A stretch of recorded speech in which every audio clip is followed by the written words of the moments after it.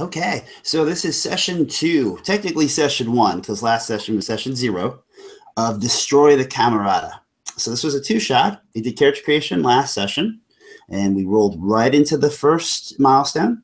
And now we are basically finishing up that meeting with some odds and ends clerical work. We need to upgrade our characters and do our vision rolls for this session, and then we're just going to run it right through the finale. If I can say words. So run it right through to the finale. We have Jim back and we have Oliver back. Can you guys say what your characters' names are? All right, I'm Jim Dagg. I'm running as Mathis Arneson, the sharp psychic investigator of the shadowy superhero organization Bastion. Nice setup there. And I am Oliver Peltier, playing Christopher Umbra, also known as Shadow. I am the mysterious mighty Shadow. Okay. About mysterious. All right. So as mentioned a minute ago, the first thing we want to do is when we hit a milestone, last meeting, we finished with investigating the crime scene. We've gathered information on what happened to Melody, who was our victim. We found information about what was going on in this place that we're going to call Illyrium Hall, the musical sort of orchestrated area that was surrounded by the wards last meeting. We found out a little information about how these wards work or how they could possibly be broken. And we have some insight into who might be pulling the strings inside, leading into our next milestone, which is capture the mastermind. But as mentioned, to finish up, so we're gonna reward the characters for achieving their first goal. The first goal was investigate the crime scene. So when you hit a milestone, hopefully we sell that to the players. They get that experience they want to get, and then we go right into upgrading their characters. All player characters get upgraded when we hit a milestone, so it's a benefit for all players to get to the milestone to let our story kind of progress. When you hit a milestone, you get 1 upgrade to your character. But when you hit the first milestone, you get 2 upgrades to your character. Now, these upgrades can be anything numerical on your character other than belief. We're going to touch on that in a minute. But you can also add new things. And what I mean by this is your strategies. If you already have a strategy, you can raise them up 1 level, like the best to legend or skill to expert, that kind of thing. And each one of these would be 1 of your points or 1 of your upgrades. But if you wanted to add a new strategy, it would start at 4, which is beginner. You can upgrade a relationship to an organization. Maybe you had a graphic designer. Now you have a team of graphic designers. Your soul skills can go up. Now, the only limit on these is if it's your milestone, the max numerical value you can raise something to is an 8 on your milestone. Everything else, everybody else, a 7. In this case, since the first milestone, investigate the crime scene, was Jim, I believe? Yes. So in your case, 1 of these upgrades can bring you up to an 8. 1 of them can bring you up to a 7, since you get 2. Okay. All right. Well, what I'm going to do is just following from circumstances based on what I was doing. I leaned on ESP a lot. So I'm going to bump that up from 7 to 8. Okay. So ESP 8. And then I noticed Imagine coming as a soul skill coming into play an awful lot more than I had initially expected.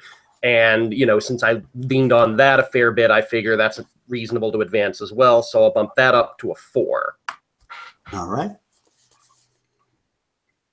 And Oliver, go and take a minute if you need it. Jim was right on that. So, well, I'm actually thinking of, it's like currently my soul skills are Imagine and Reason are both at 5. My soul skill up by 1 if I wanted to, couldn't I? Mm-hmm. You could.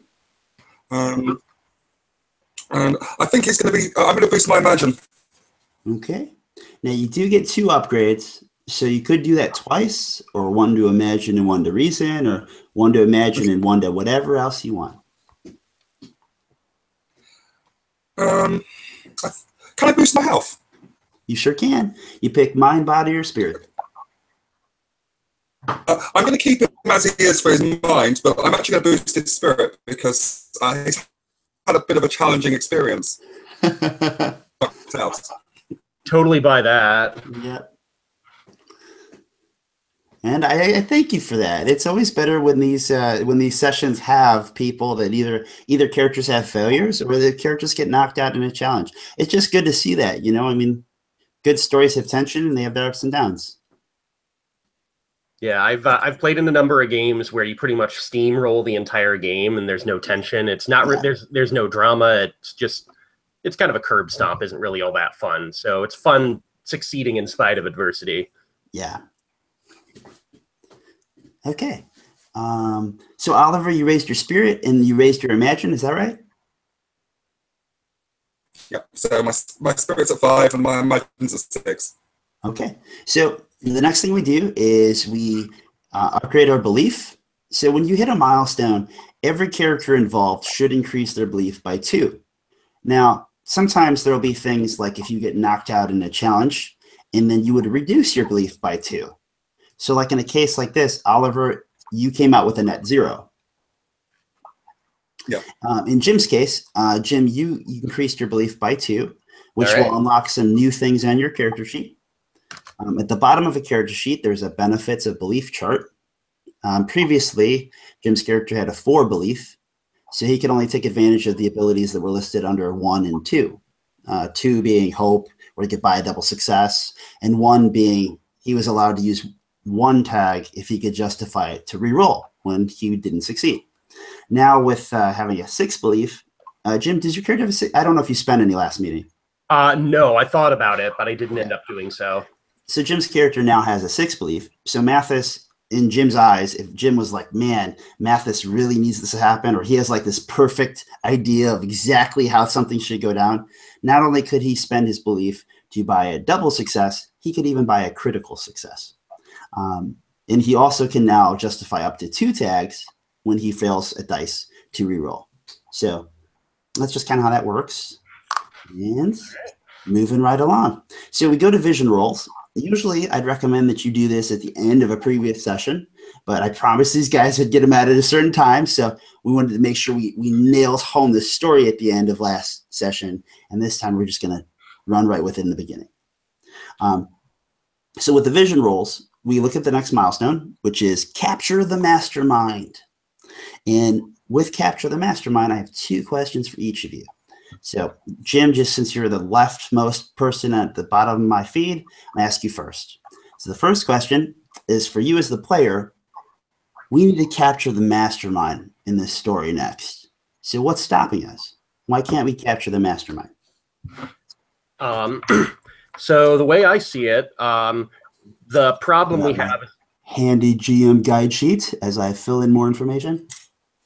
The problem we have right now is a lack of information. We know where, but not necessarily who. So the question is, who is the mastermind here? Is it in fact the conductor, or is there someone else behind the scenes? Possibly Asher, possibly Kronos. I have my suspicions, but nothing concrete to point in any one direction or the other. And of course, the other answer is the wards, which we still need to defeat. We know how, it's just a matter of doing it. Okay. So we know where, but we don't know what. Yes. All across the board. Okay. In that situation, whether you want to tackle the wards or tackle getting an Illyrium Hall or tackle who might be behind it, there's a lot of things your character needs to figure out. And if your character had to, how would your character try to do that? Start from what we know, right? Get in there, bust up the wards. I could do that certainly by looking and trying to attune to them, but I have a suspicion we might be able to punch through if we have the right counter song. And then once on site, it's a matter of collecting more evidence to concretely point in one direction or the other, or potentially just running into the mastermind in that location. So just following the trail of clues until we find the right answer. Okay. Following the breadcrumbs. So both of you go ahead and roll your dice so we can figure out who gets tags from who. So you're going to roll this as a vision roll. So 1 roll under your imagine and 1 roll under your reason, please. Tell me how many successes you get. Well, it seems to be a running theme. I missed both. Okay. My favorite. I succeeded at both. Nice. Now, Pete, real quick, I know Yeah. I'm going to pick up another vision tag. Does the one from the previous milestone stick around? No. Or okay, It gets replaced. Yeah. So I'm going to give you a new tag from what I heard. I heard things like meticulous, dogmatic, practical, kind of one step at a time, follow the breadcrumbs. But I want to spice that up a little bit. That sounds fun to me. So I think we're going to say, cross-eyed, nods. I'm going to give you overly analytical. So how am I reading that? Like reading too much into things or focusing too much on things? How it works actually is that if you can find a way that it benefits you when you roll the dice and you fail by being overly analytical, so it's kind of in the onus of you as the player for your character. Cool. Yeah, because you can kind of run that either way if you find it useful. But at the same point, I like it because it wasn't totally useful because it might irk someone even if it helps with the dice. So fair enough. Okay. And luckily that worked out in the perfect initiative order for your rolls. So we move right into Oliver. So Oliver, we know that the goal here is to capture the mastermind. So what's stopping us? For me, it's Shadow seems to be with his memory being blocked, doesn't realise may have the answer within him.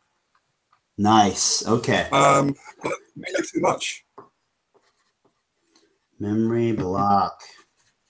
So you said you may already have the answer. You just can't reach it. It's in that hard drive somewhere. You just don't remember what folder you put it into. How would your character go about trying to remove the block or find that information? Well, that's where having good teamwork is useful.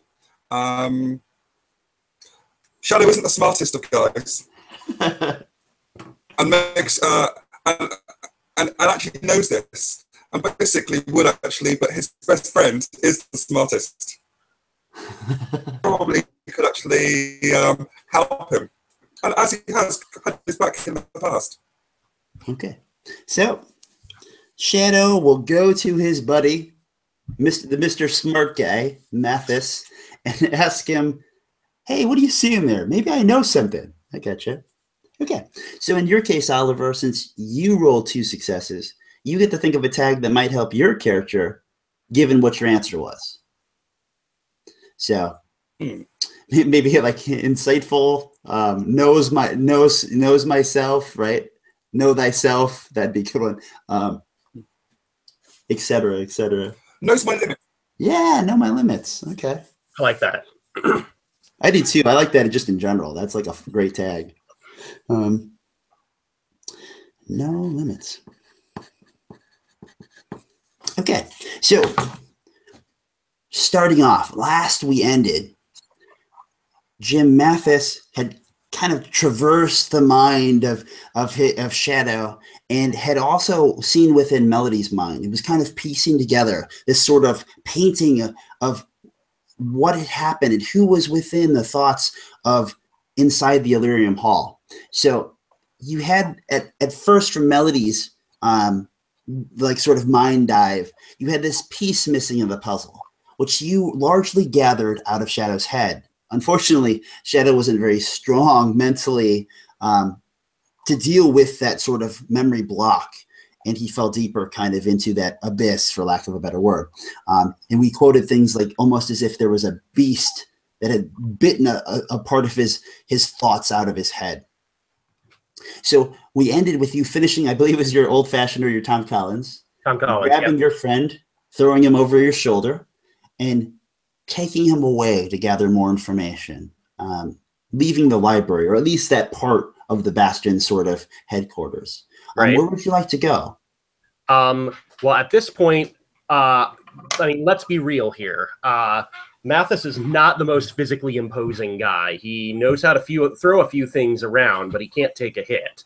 So if he's going to go anywhere, he needs protection. He doesn't have that right now. So, you know, at risk possibly of the trail growing cold, priority one is to get Shadow to safety. So my plan is to on a burner phone or whatever, call an Uber and just get him to a safe house so he can rest up and shake off whatever it was that knocked him out. Okay.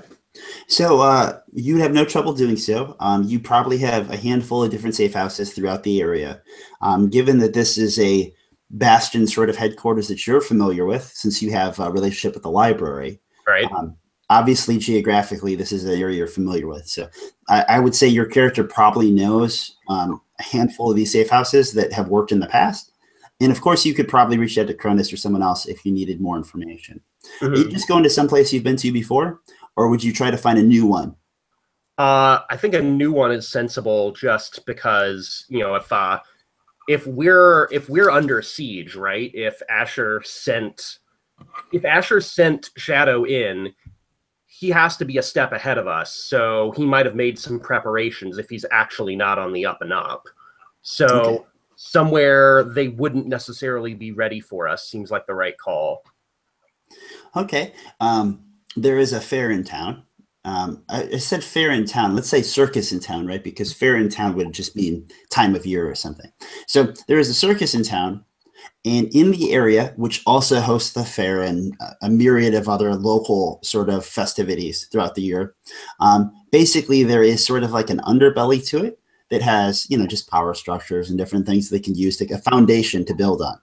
And you know that if you go there, basically enter the circus, go to the underbelly, you can find these areas that are kind of like, I'm thinking tombs for lack of a better word, but they're just like underground cellars. And there are a couple that are actually filled with goods meant to be for safe houses. All right. So, or I should say safe rooms amongst the larger safe house. Yeah. So something that kind of looks like it should be a cistern, but is in fact like a secret place to stay and recover. Yeah. And in a good sort of like, what are they, like the secret spy movies? Like if you can go through the circus, which is cool because there's a lot of people walking around, and basically there are certain places within certain buildings that you can access these sort of underground areas. And then, in these sort of like cistern areas, there are side hallways that lead to, secret doors, we'll say, that have basically these rooms that are prepared. So they're musky and dank and damp, but they have lights and blankets and probably like MREs or something, some kind of food that's non-perishable. So let's say I walk up to, I don't know, maybe it's some kind of like a house of mirrors, right? Awesome. And we'll kind of cut into people going into the house of mirrors, because it's just fun. They're handing 2 of these green fare tickets to get into the ride like you do. And I pull out one of my blue tickets. I was just going to say that's great, yeah. And instead of pointing me straight down the way, the guy opens up, it's like employee access only room, and gestures me that way. Yeah, so the door guy takes your blue ticket, looks at it, puts it in a separate pouch of his sort of apron pouches, and then, basically opens the little whatever the rope gate is to allow you to walk past him, and, ushers you with one of his arms in that direction. Yep. This not being your first rodeo, you've known about these, that there are things basically used underground here. You've never gone here before. So right. When you head that way, you see that there's a bathroom, and it just leads basically you walk right into a staff bathroom. And then basically from the staff bathroom, you can see that there's like a hatch floor that you can go down to and then carry on into these cellar areas. Okay. So, that sounds like a lovely idea. Is it a ladder or a staircase? Because I do have an unconscious body on my shoulder. Unfortunately, it is a ladder. It's not very deep, though. It looks like it's probably like 8 feet down. Okay. Still, when you are standing looking down an 8-foot hole, it looks really far. Okay. Well, I am, 140 pound, like tall stick man. So we're gonna do this the way I do it. I'm just gonna grab him kind of like a cat by the scruff of the neck telekinetically and gently lower him down. All right. So what strategy would help you do so? The obvious one is telekinesis. Excellent. You can make that reason if you take your time, or imagine if you just go, let's just get this done with. I'm in no rush. So, okay. All right. Reason it is. Okay, right now I've got a split success. I passed my telekinesis. I tied my reason. So I think I will hit the tag strong work ethic, because I've been through so much crap getting this guy here. I'm not letting this stop me. Okay. How does it help you? Is it a moment of determination, or is it that you take your time, or how does it help you? Well, I mean, I've just been carrying an unconscious body at this point for like 20, 30, 40 minutes. I'm exhausted. I want to just like, oh, for heaven's sake. But no, we're going to see this job through. Certainly. So you kind of get a second wind as you realize I'm not gonna half-ass it at this point. Right, exactly. Okay. There we go. That's a double pass. Okay. So you lower him down rather gently, of course, with some exertion and some effort and some mental fortitude. Both of you eventually get down the ladder. It's not far or hard to find the secret door from this location, as there seems to be basically like a candle light or something small that happens to be conveniently right by where the secret door is. All right. So you can't visibly see it, but that is your cue of walking on over there and feeling for a secret door. Given that we made this all up on the fly, there's no test needed for you to find the door. This is meant for you to just get to your safe house. Sure. So when you basically, there's just a soft stone that pushes in, the wall opens up with a 45-degree crack that is enough room for you two to slide in. You can basically push the wall back shut with some force.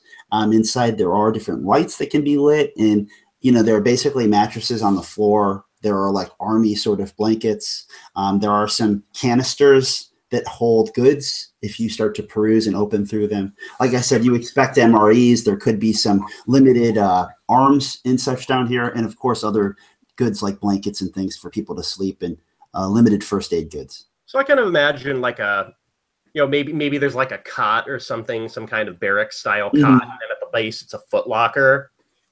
This would look very military to you. Like this would look like it was in, just something put together in a war zone or something. But well, I mean, rule one of treating someone for shock: get them warm, right? So double layer of blankets, elevate the head, and just pretty much bide my time, unless it seems like if it's going to be like an hour or so, I might, or more than an hour or so, I might find something else to do, but I kind of want to keep him safe.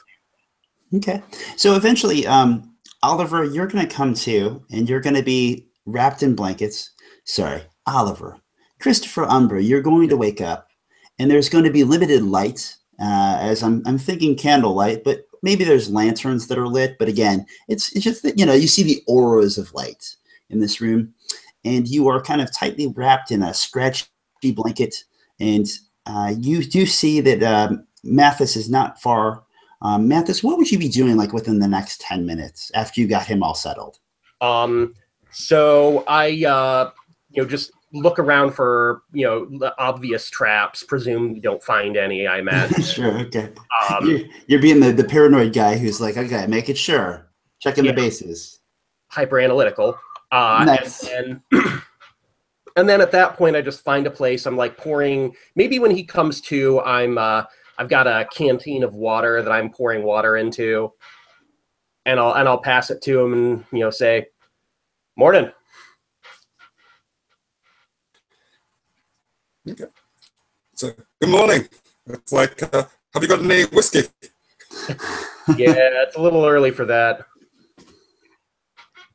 Well, in some parts of the world. The warlord. Yeah, you've had a rough time, I imagine. I'm not sure how much of that you do or don't remember, but I have concerns we're dealing with some powerful forces. As you can see, we're no longer in the library. There's a reason for that. Okay. Thanks, Mathis. You did awesome getting me here. Yeah, a little tuckered out, not gonna lie. You're not the easiest man to carry around for someone of my stature. Unfortunately, I wasn't out of phase. I'm quite light then. Yeah, well, can't win them all, I suppose. Are you Nice. are you good? Or is that block still there, or?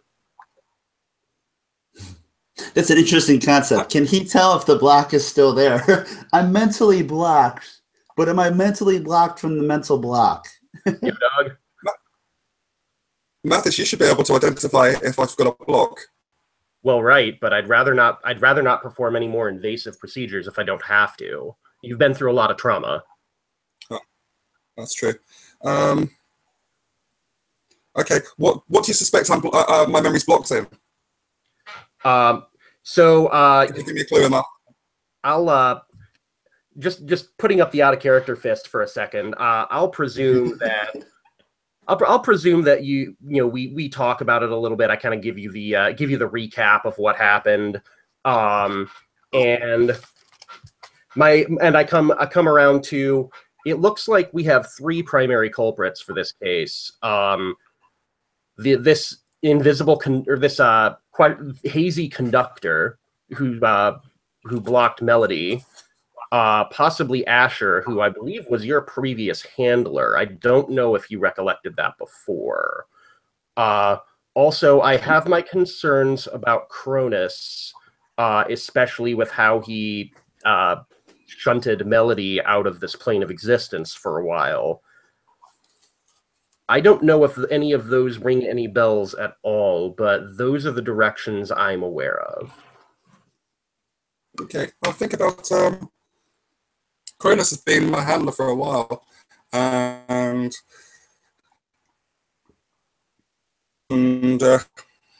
keeps himself to myself. But he takes my bets, and so Asher, I'm not sure about. Okay. So I would actually.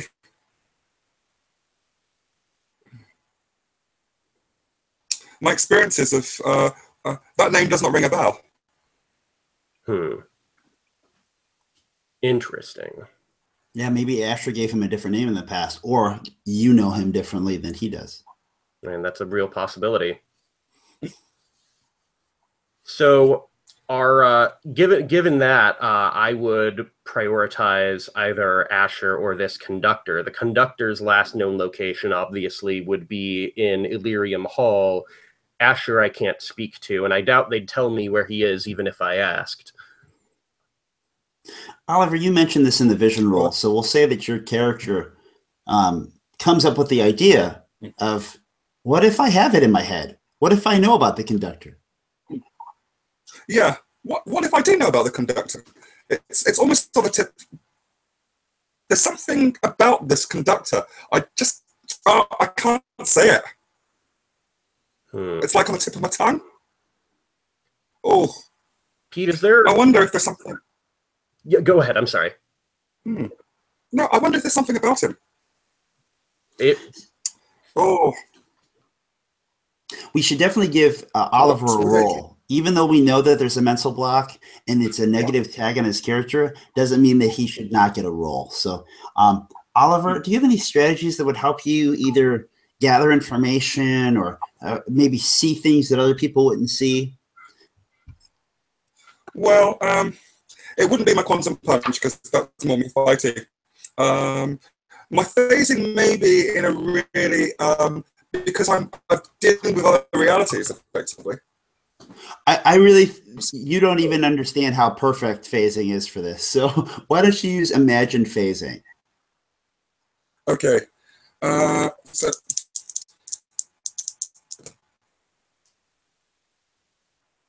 Well, I've got a split. I've got a failure for the Imagine,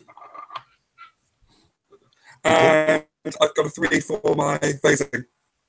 Now, obviously, we already knew that your mental block would be a problem here. So re-roll your success as you are obviously mentally blocked at this time, and see if it goes to 2 fails. I've actually got my phasing skill 6, and I rolled a 6. Oh, okay. So I just made. So how many successes is that? That would be 1 success. Okay, so we have after re-rolling the 6. We have a critical both. Okay, so that's what you said, right? You have 2 6s. Yeah. Awesome. Okay, so Jim, he comes up with the idea. Mr. Umbra sitting there, obviously the one that you feel like he's half out of it. He doesn't. You kind of recap the information. He's missing pieces of even the conversation you previously had, which wasn't that long ago. And he comes up with this idea that maybe he does know the conductor. He's blocked. Maybe he saw something. Maybe that's why he's blocked. But in your case, what's the worst thing that could happen with him thinking that he might know something?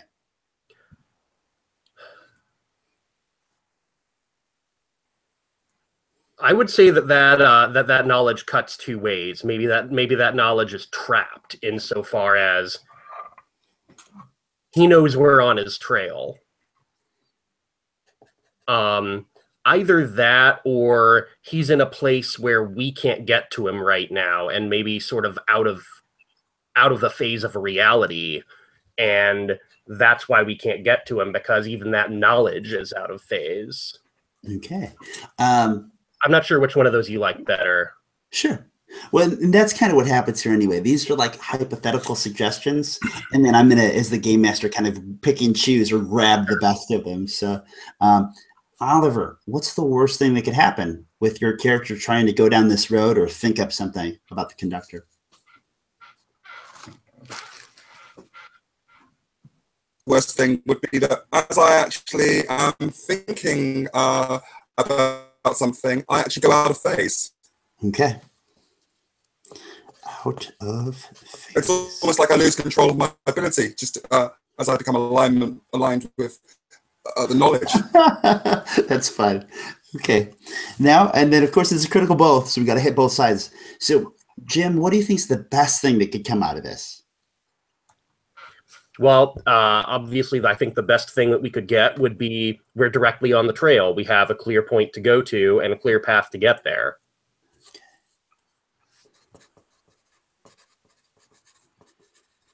Okay. And Oliver, what's the best thing that could happen out of this? I actually know more than I should do. Much, much more. There's something critical that I actually know that there was no... I really shouldn't know at all, but somehow I know it. Okay, something you shouldn't know, but you know it.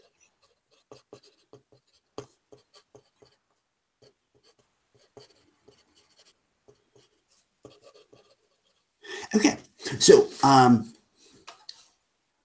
of your thoughts, your head kind of, you're kind of running around in your mind around this sort of block, this black, this abyss, this darkness, this sort of cloudy vision of what's to come or what had happened in the past.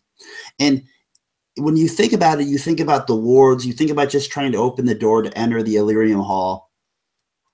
And the first thought that comes to you when you really try to dig deep is that you feel like you can remember that there was someone there, as if someone who was like a ghostly figure, like someone that you couldn't quite see, but you could kind of make the shadow or the visage of it. But your head's all cloudy right now. So was it a cloudy form, a misty form, an invisible form, a phased form? But for some reason, your head, you can kind of picture a humanoid figure, as if when you were hit by the wards, that you could kind of see right there against the wall. On the other hand, you also remember that whatever the wards did that hit you, you fell. And when you fell, all of, just like getting hit in the head, everything kind of got dark for a minute as you blacked out.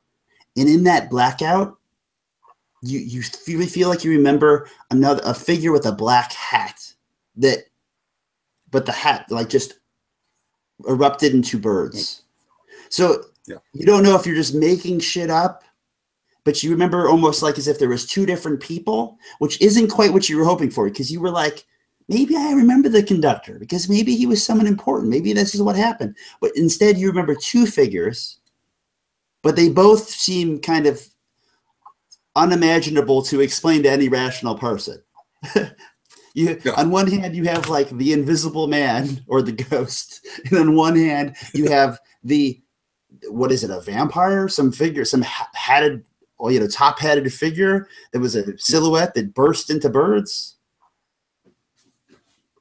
So these thoughts come to you, and you're trying to piece the words together if you want to describe them to Jim in your own sort of ideas.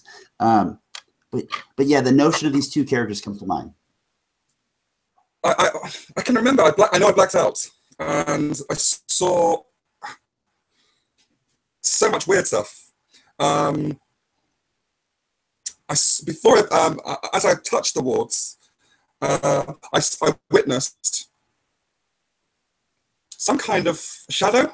It was an invisible type of figure, a man or a woman. I think it's a man, but and the other thing is that after I blacked out, I actually witnessed really, it was like a magician in a top hat, a maestro or something, and then it got weird. And then it got weird. It wasn't weird originally. It was like a whole flock of birds appeared, and that's it's like doves, baby. I would say I could think of a David Copperfield type thing. I don't know what it was.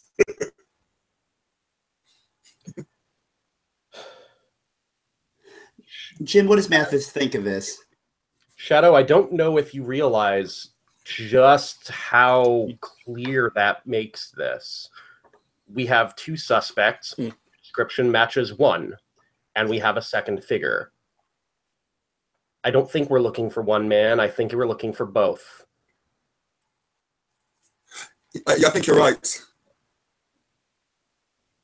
Yeah, I feel that seems to be making me more aware of my memories. Oh. And it's definitely helping me. Excellent. Jim, your character, while your interactions with Asher, he can be quite eccentric. You've never seen him in a black top hat, but the first thought of when you hear a black top hat is you do think of him. Just in the way that, because obviously he's one of your suspects already. So you're like, I could see that eccentric a-hole wearing a top hat and walking around with a cane and, thinking he's better than everyone else. So as of right now, is he still associated with Bastion? Yes. Perfect. Well, Shadow, if you'll give me a moment, I have an avenue I'd like to pursue. If you'll give me about 5 minutes or so, and then I think maybe we should redouble our efforts to getting to this conductor. Yeah, sure. I think I'm actually getting. Thank you. I've just finished off this canteen of water, and I think I'm actually nearly ready to get out. So an extra 5 minutes, fantastic. Very good. Oliver, Mr. Christopher Umbra, you do see when you turn over, there is a bottle of whiskey that is sitting in an open canister next to you. Just so you know. Thank you. I nick the water, downing it in one. Yeah.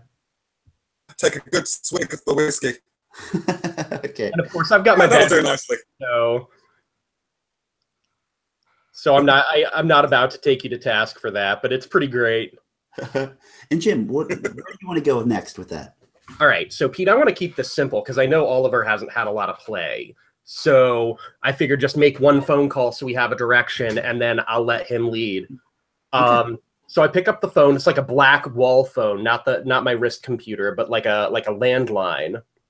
Very fitting in the safe house, right? Something that's a landlocked line that probably has no origin normally. So I pick it up, press the 0 button. Okay. You hear the phone answer on the other end. You imagine this is some kind of operator.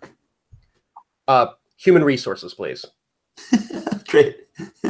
You hear, okay. And then a moment later, you hear a connection there's no rings in the transgression basically between. So another person answers the phone. Human resources. I need a 20 on Asher Kendrick. Asher Kendrick.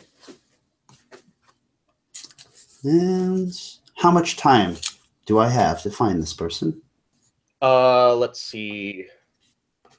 Order of magnitude, let's say single-digit hours. I like you. You're very specific. It'll only take moments. Very good.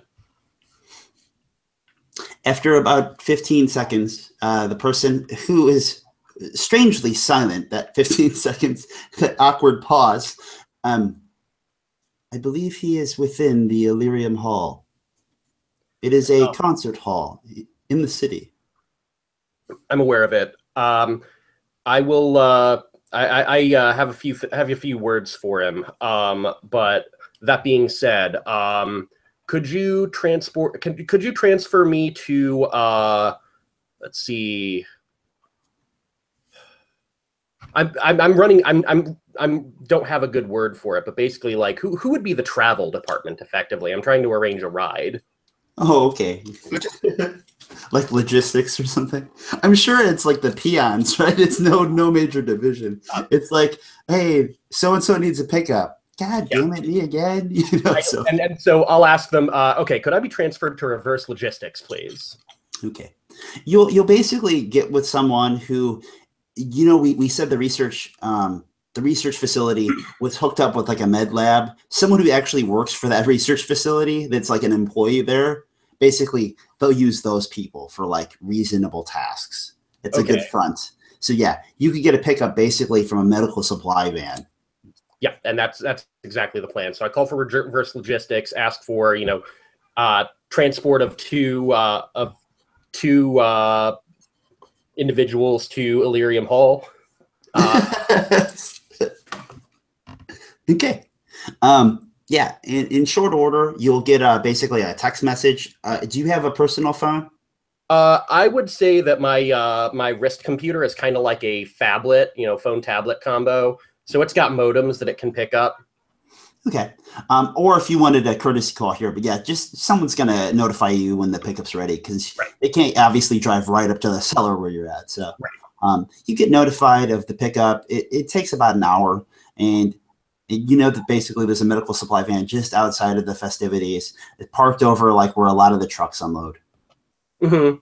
It's like the back dock, maybe where there's already a couple of emergency vehicles waiting in case of emergency, so it doesn't look too unusual. Yeah. Is there anything you or Oliver, is there anything you want to grab out of this safe house? Like I said, there's arms, there's supplies, there's blankets. I don't know if any of that interests you.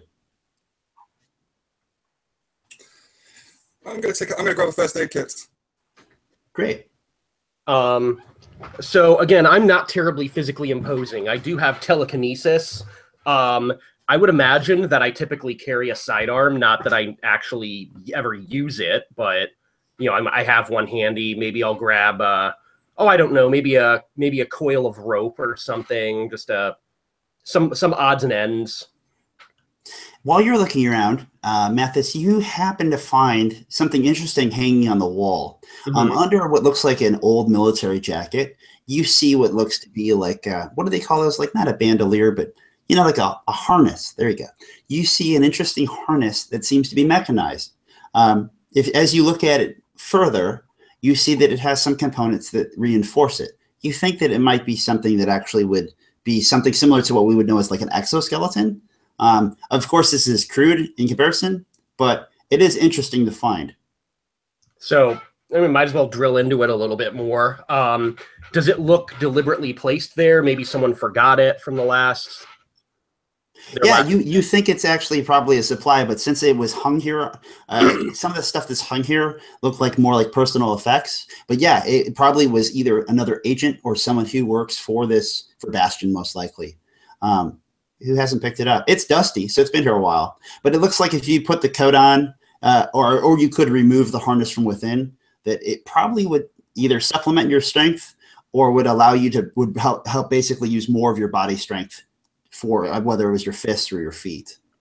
Well, that's interesting. I might consider that because what it might allow me to do is, usually I fight more with my telekinesis, but having some way of reinforcing that may not be a terrible plan. So I'll hang on to it just in case. Sure. But the first thing I'll do is kind of like scan for maybe some kind of identification to figure out who it is so I can get it back to them. Oh, sure. Yeah, your character would. Oliver, help me think of like a fun name, right? This is obviously we know that Bastion is basically like a almost spy organization, almost superhero organization. So this is probably like, Captain Commandos or like Johnny Dangers or something. Yeah. Do you have any names you're fond of? Aegis.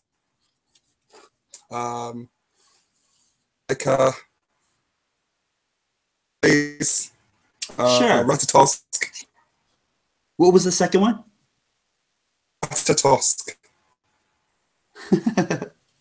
Okay, so we'll say that what you see is that basically on the inside cuff of the jacket, like the collar, that if they were folded down, it would say HERC. So for Herc, but obviously they're there's periods after each, so it stands for something. All right. So I'll tap out a quick email. I'm not going to ask. It's just going to be borrowing tactical harness. Find it at the library. NLT 2300 local. Sure. Okay. Any other supplies you're grabbing? I'm going to grab a blanket as well. And it's the Mathis, you know the basic rule of thumb. If it's not nailed down, you can grab it. Well, granted, but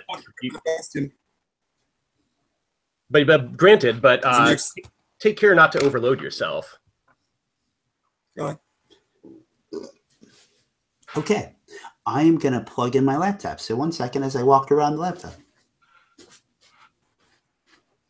So you're just grabbing whatever you can, I guess. I just realised I've actually got remembering my actual got my shadow medallion, and I've got this weird runic book. Mm-hmm. And it's like so I think we're good. We should be able to get out soon. Okay, the two of you, when you leave the safe room. Jim, you were conscious when you were in the hall previously, so you realized that the light that was just outside of the safe house door, in the cellars, is out. So the only light you see is down by basically the slits around the hatch to the bathroom that you were in. Okay. But that's odd. Is there anything you'd like to do? Let's see. Well, I'll whisper to Shadow. I'm going to speak so my mic can hear it, but presume I'm whispering. Someone's here that wasn't before. That was on before. Give me a moment. And I kind of close my eyes for a bit and try to expand my vision out a little bit, maybe past walls, around corners. Just look for signs of other disturbances. Okay. Any strategies that could help you? This is pretty much bread and butter ESP. Bread and butter ESP. Use Imagine, please. All right. All right. One of these is cocked, so I'll re-roll it. All right. I've got one hit. Okay. So one success. Do you have any strategies that would help? I'm sorry, any tags that would help you? There is something supernatural about this. So nothing that would obviously be routine or, methodical by normal, reasonable methods would help you. Any tags that would help you? Clairvoyant. Okay. Go ahead and reroll and see if clairvoyant helps you. When you're done spinning. All right, not so much this time. But given that I can tag hit 2 tags, I'm gonna hit one more and use hyper analytical here, because definitely reading into the fine details. All right. There we go. Two hits. Okay. So it's even better, actually. I forgot about the clairvoyant, which makes this even better. A better, nudge, nudge. Like, hey, roll to see if you notice something. You step out and you quickly see that the light's out, and the only light that is left is the cracks from the hatch. Your brain goes from point A to point B and kind of taps into your awareness of your surroundings, and you can feel a presence, and you can feel like an emotion of fear. Not that it's afraid, but that it's emanating fear. And it's like sort of broadcasting it.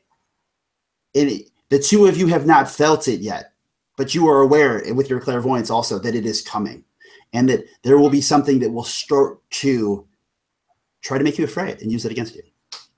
In what direction? These moments, basically, right now, before that happens, it's like you know that this is like 5 seconds from this will start to happen. Yeah.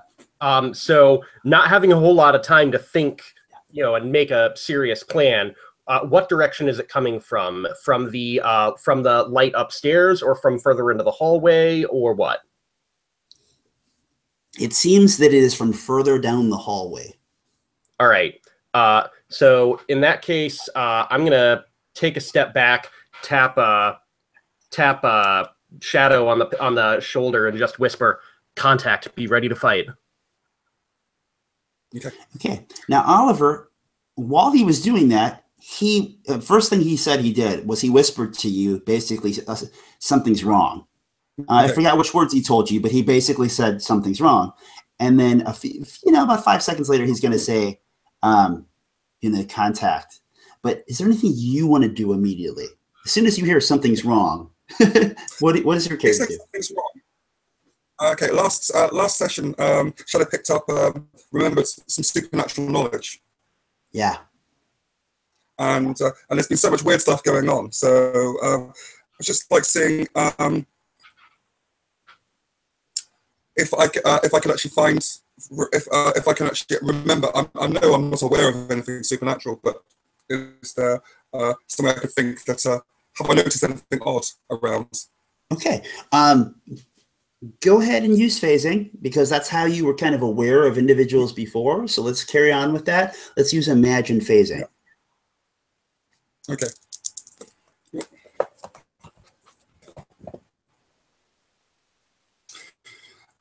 It's okay. My imagine, I rolled a 10, so I failed. But my phasing, I rolled a 1, so I passed. That's okay. So.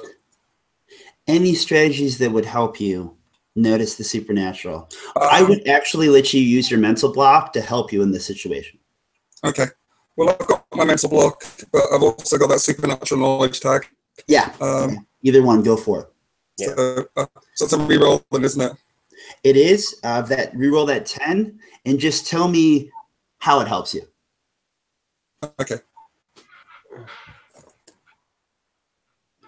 Rerolled, and I got a 7, so it didn't help. So I'm still I'm still behind. It's just I'm stumbling up. So you got a success, but there was a catch. You feel the presence of one of those two individuals, because you couldn't quite tell them apart in your sort of vision a minute ago when you were laying in bed talking to Mathis. So one of those two individuals, you got a feeling that the mental block is tied to whatever is happening here. But unfortunately, that feeling that's tied to is like, sort of seeping into you, and it is a feeling of fear that is beginning to emanate. Well, okay. So this will start a challenge. Okay, good. The challenge is that you have basically, how do we put it? Because what's achievable? we're just going to say the beast is here. Okay. So the beast is here, and it is from both that you're both aware. Oliver's aware that it's actually trying to put fear into him. And Jim, you are aware sort of clairvoyantly that it will be doing this soon.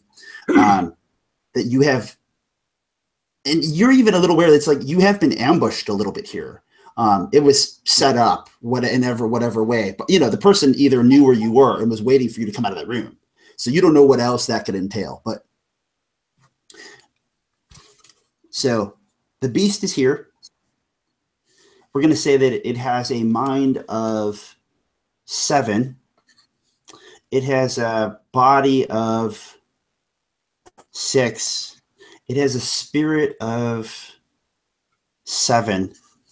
And it's worth me mentioning, I gave it a slightly higher mind because it was here ready for you, right? So that the little outsmarting, it's a little harder because it was prepared. The body, I lowered in my head, if these were straight 7s, I was like, well, we do have this awesome fighter, and Mathis is aware of what's going on. So I lowered that down just because of the situation. Spirit, obviously this person attacks kind of with a manipulative force of energy, sort of breaking you down by fear. So that's naturally its strong point. And then the 3 tags it has against you is the darkness. It also has the fear. We'll just put fear. And I'm going to put the bite because it has a bite already in Umbra, and that's obviously going to be a factor in the way that like he's going to already know that this could happen again, and that could be really bad. And it's probably worthwhile saying that if Mathis saw it and kind of felt it from within his head, he would also know what it is and be fearful of it. It's like that doctor. When a doctor goes under the knife, they're like, I know exactly what you're going to do to me. And that's almost worse. Mm-hmm. All right. So framing that up, Oliver, you feel this sort of fear.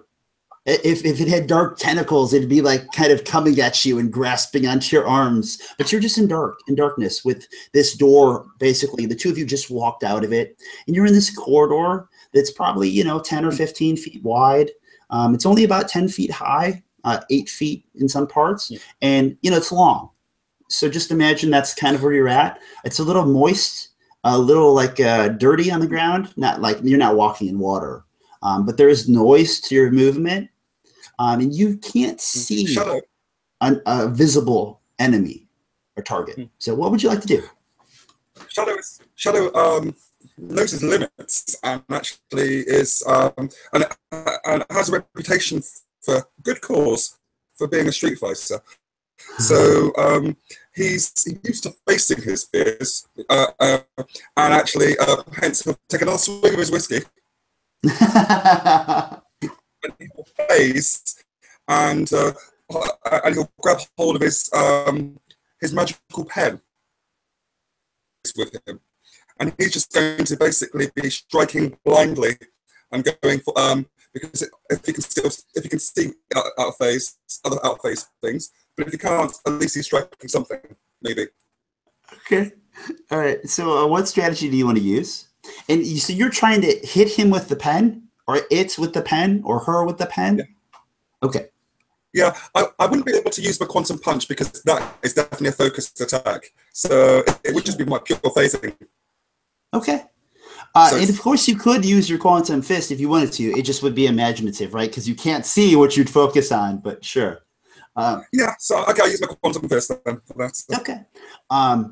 Does that change how you do it at all? Is that something like you power up your fist, or is it? How does that? What does that look like differently? Well, it looks differently because I'm out of phase, so I'm attempting to make my fist solid. And at the same time, it's going to be harder because I'm keeping the pen out of phase. Okay, all right. That's another thing. So go and roll both your dice. Imagine quantum fist, and let's see how you do. Okay, that's a partial success. I got a 1 under my imagine, so my imagining is good. But my quantum punch, I rolled a 9, and I got a 7. So the first in a challenge is I get the choice to make you re-roll, which I'm going to look at my tags here. We have the darkness, we have fear, and we have the bite, right? So you charge up your fist and you prepare to basically try to hold the pen and face and attack, but you don't know where it is. So clearly the darkness is going to hinder you. So go ahead and re-roll your success and see how you do. Also was a success. Great. Do you have any tags that would help you try to get that other success? Any tags that might help you find the target, see it through, know where he could be or it, you know. So,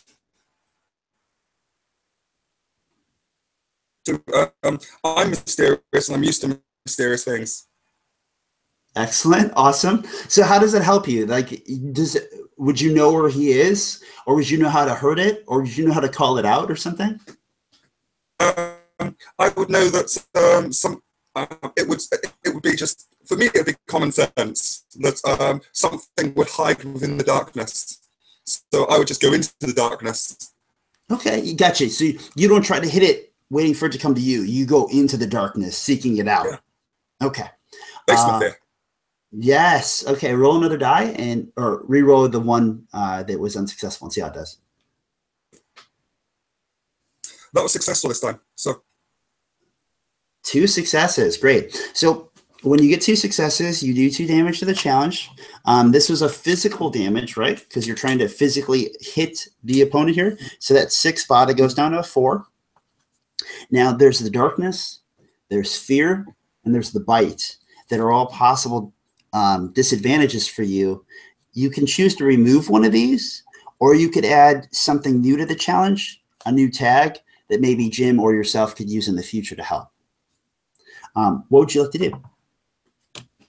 I mean, given that you just thwarted the darkness, Oliver, I kind of like the idea of removing that.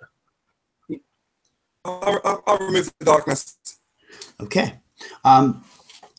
Tell me, when you quantum punch this figure, what happens? So you're in this dark hallway. You kind of march right into the darkness of the corridor. You do whatever you do to sort of charge up this quantum fist, and you unleash it in a direction that you think this figure could be. And in your case, when you do so, you see these sort of red eyes, as if it was, you know, a hound or some sort of demon hound at the end of the hall, but is right in front of you, sort of light up, basically, as it realizes that you have seen into it and it sees you. And it's a manifestation of fear. So it hopes that these eyes glowing right in front of your face will alter your course. But instead, you just take that fist, and what do you do with that fist? I actually swipe it with my because I'm holding my Pen? my pen, and it's actually going to have a glowing ink. Okay. So that whenever it hits, actually glows. Okay. So the pen and the ink slap onto this figure, and those eyes that, you know, very quickly could make you think of like a large beast, or the 3-headed Cerberus, or you know, some kind of massive dark demon hound, instead illuminate to give you a humanoid figure with these sort of eyes that, while beady and red, look way oversized for the head, as in like where my eyes are here, they're here, even though it's a humanoid figure. So it's just an illusion.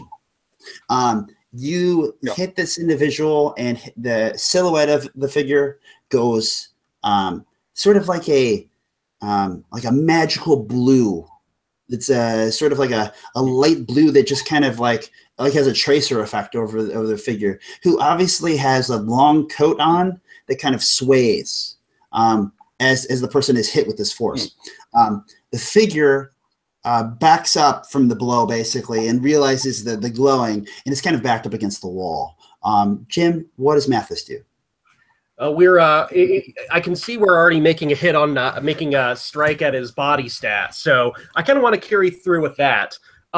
Let's say maybe based on where Shadow left that bottle of whiskey, I can kind of see it maybe just out of the corner of my eye, right? Sure, yeah, it's right around the corner.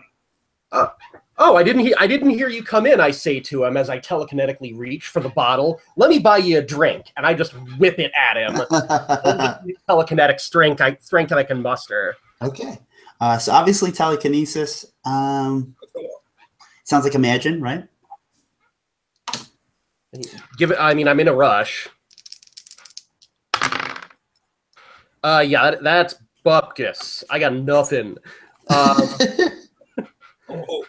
What did you call it? Bupkis. Okay. It's just a silly word for nothing, and I think if you drill into its linguistic origins, it means something like goat poop. I believe in you, All Mathis. right. So what do we have? We have bite and fear. Yes. And right now, yeah, you want to use obviously tags to re-roll to try to get successes if you can. Well, I tell you what I'm not using is soft spoken. Yeah, right. You're like, here, let me buy you a drink. Like nobody can hear you. No, that's ridiculous. You got these great lines, nobody ever hears them. The best one I can think of, and this even as a stretch, would be strong work ethic. Because yeah, here's this guy who I know is serious business. By all rights, we should run. But no, we're standing tall. We're gonna deal with this guy. Okay, go for it. Yeah, roll and see if it helps. All right, so I've got a 5, which means my telekinesis passes. Good.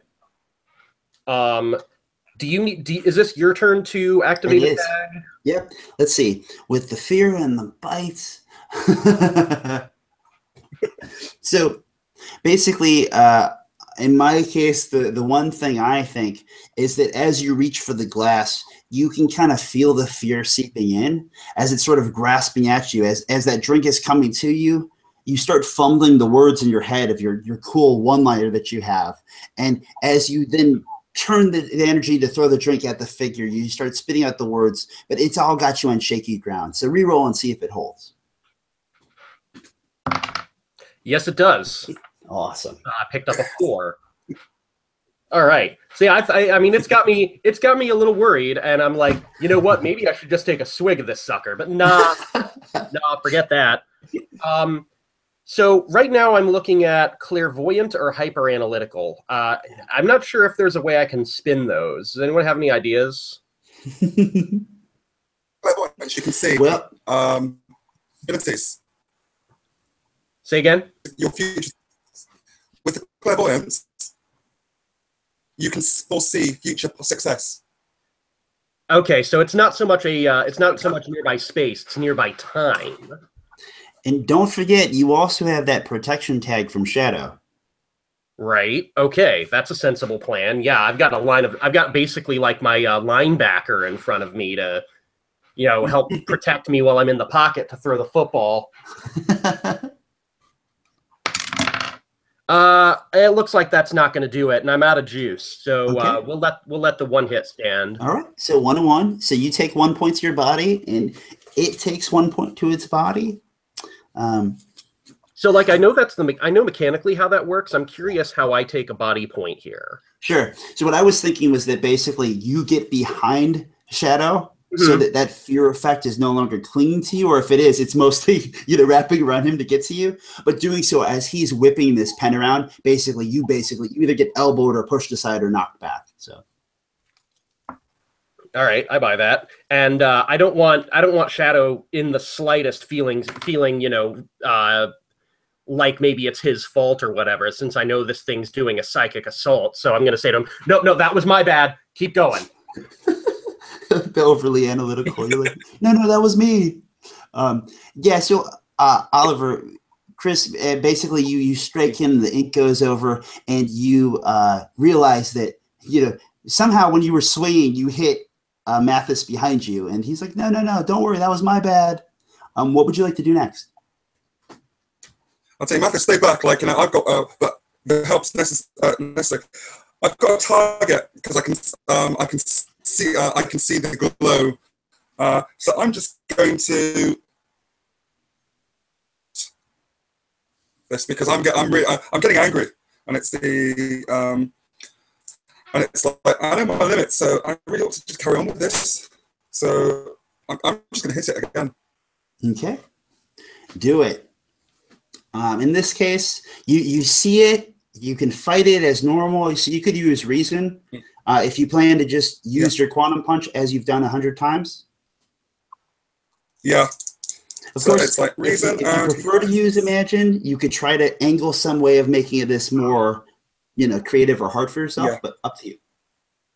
Reason, and I got a miss with my punch because I got an 8. Okay. Did you get a success with the partial success? Okay, partial. Or successful, of course. The red eyes seem to pierce through you. As you ready your punch, they are noticeably no longer on the person or near the person. They fly towards you. And as they do, they trigger a sort of mental reaction you have from your mental block. They trigger this fear. They trigger the bite. As those red eyes were the last thing you saw when you had some sort of mental munch of your thoughts. So with that, I'm just holding against the bite against you. So reroll your success and see. Okay. That's a fail now. So that's succeeded on that. All right. Any tags, or you could spend belief if you wanted to try to buy your way through it. Okay. I think it's I've got tags, but I've also got beliefs I could use. I know my limits. Yeah. And it's the and this is going to be something I'm facing this, and I know it's just basically fighting me. So I feel I'm on the streets at the moment, and I'm just fighting it. So I'm gonna.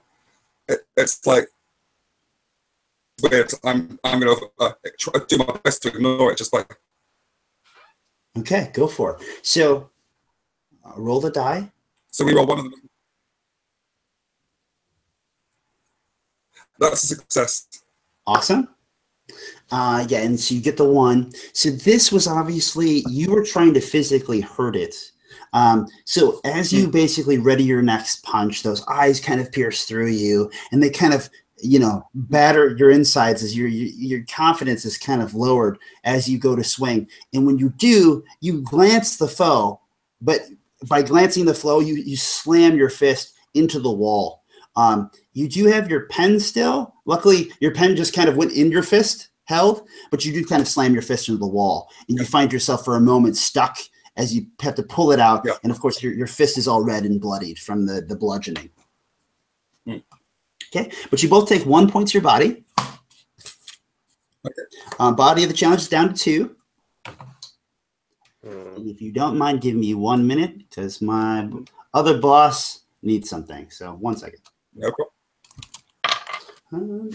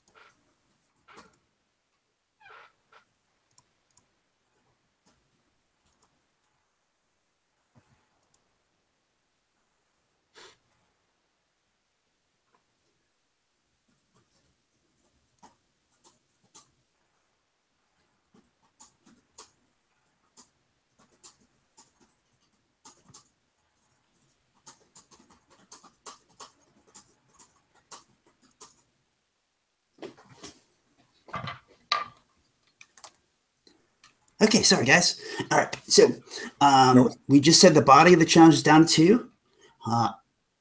Jim, what does Mathis do? You basically see this moment of Shadow in front of you. You know, he looks back to make sure you're okay. You say your words. He swings and punches, gets kind of his arm stuck in the wall, and you see that the figure kind of got a glancing blow, and you know, takes a couple feet back. Kind of, again, there's very minimal light, and by the glancing blow has removed some of the light that is coating the long jacket of this figure, but still plenty visible. What would you like to do? See, here's something where I'm kind of torn between two strategies, right? Not in terms of, not mechanically, but like of what I'm thinking of doing, because I could go for the finishing blow with body, but I almost would rather, one, leave that to Shadow, and two, I know I work better in the theater of the mind. So I'm wondering if the better approach might be to switch up and target his mind, and then maybe burn off another one of those tags and set you up a little bit better. Yeah. So I think maybe that's what I'm going to do is, you know, I look at him, I realize, you know, I could step in there, but I've got 2 body left myself. I feel like that might be a little bit dangerous. Sure. So instead, I just take a step back, kind of center myself, let a wave of calm pass over me, and try to send the creature's direction and say, calm down. No one has to die here. Okay. What strategy would help you? That's ESP, I think, because it's I'm trying to pretty much shoot an empathetic wave at him. Okay. It's imagined for sure in this case because you usually don't have resistance, like a supernatural resistance. Yeah.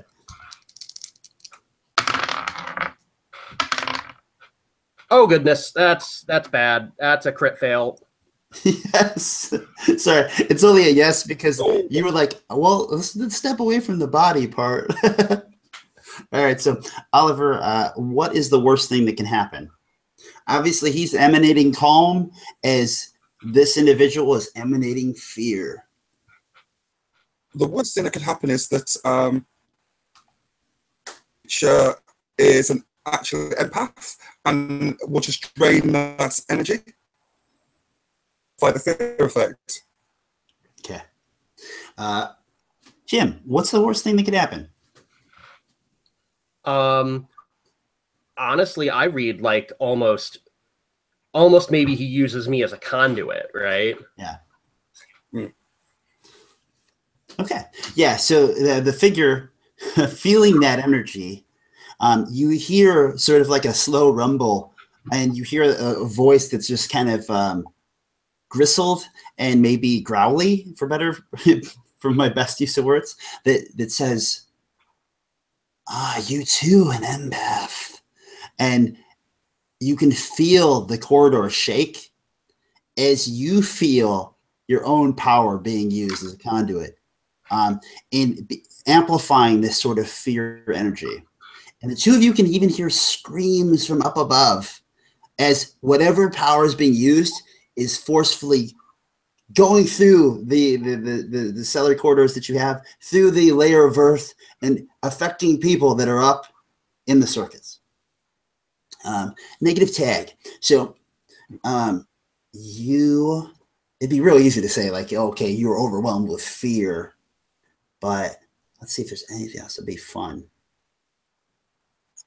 I like that you are overly emotional. So 2 super empaths energies hit each other, and now you were just radically overly emotional. Which is great because you're overly what? You're already overly analytical. Yeah. It's a bit of a contradiction. Yeah. You talk about your emotions. Okay, so you were very into your emotions now. And you take 4 damage to your spirit.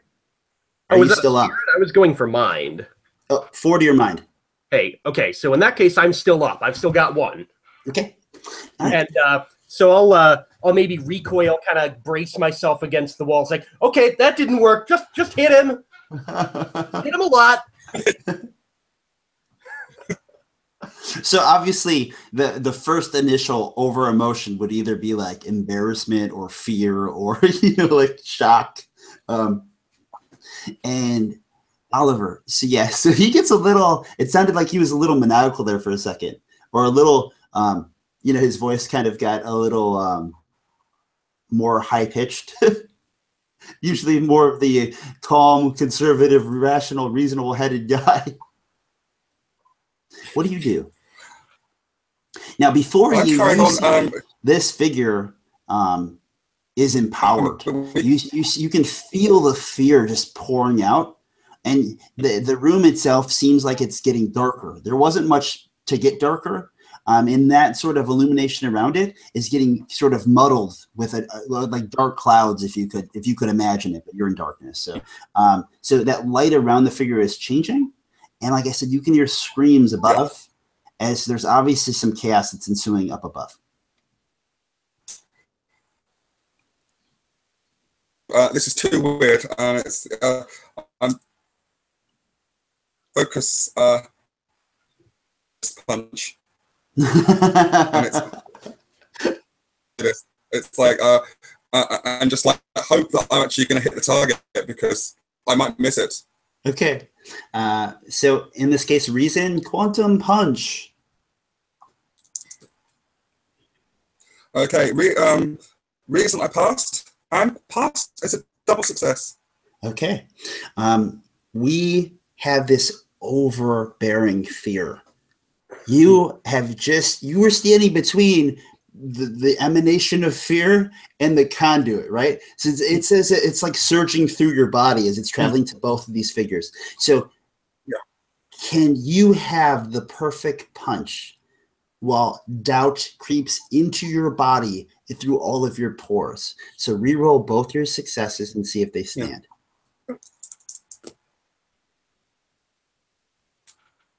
Oh, no. Double fail.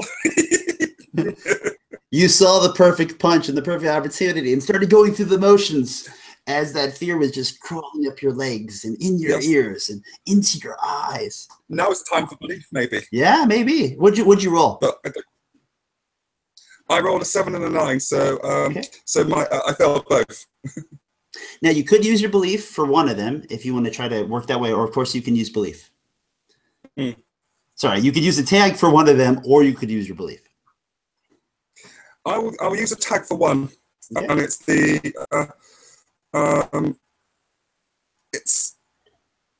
I'm a street fighter. I finished him. Sure.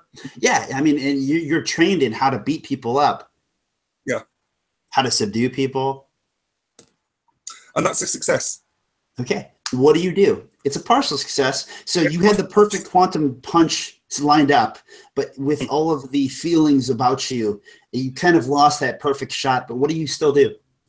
Well, with fighting through all the pain and the suffering, it just seems to be that I'm really amped up even more, and I'm feeling a lot of rage, and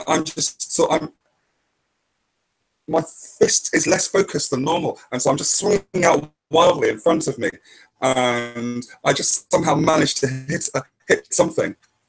Okay, you take 1 point to your body, and it takes 1 point to its body. As you're swinging at it, debris from the ceiling begins to fall, just from like the ruckus that's going up top, and some of the debris are like falling bricks, and they begin to pepper you. Jim, you are several feet back as you basically withdrew slightly. What do you want to do? Well, you've just fed me the perfect approach here. So let's say I notice a few cracks forming in the ceiling above his head, and I just shout, "That's enough!" and just grab the bricks and pull them down on top of him. Okay. Obviously, telekinesis of some kind. Yeah. All right. I've got one hit right now. I'm angry. I've had enough of his nonsense. But I guess you go first, right? You get to tag first. Yeah. So you got one success? Yeah. Feeling that you are connected, you can feel the fear that is like sort of crawling up you. It feels like an oil or a grease at this point. That's almost like on your skin. You know full well that it's like illusionary. Like it's not actually there, but it can affect your thoughts of it. And you feel it as if it's this sort of creeping grease or oil stuck to you. And you feel it like kind of rippling and coming up the hairs of your body. You feel like the threat of the bite is here.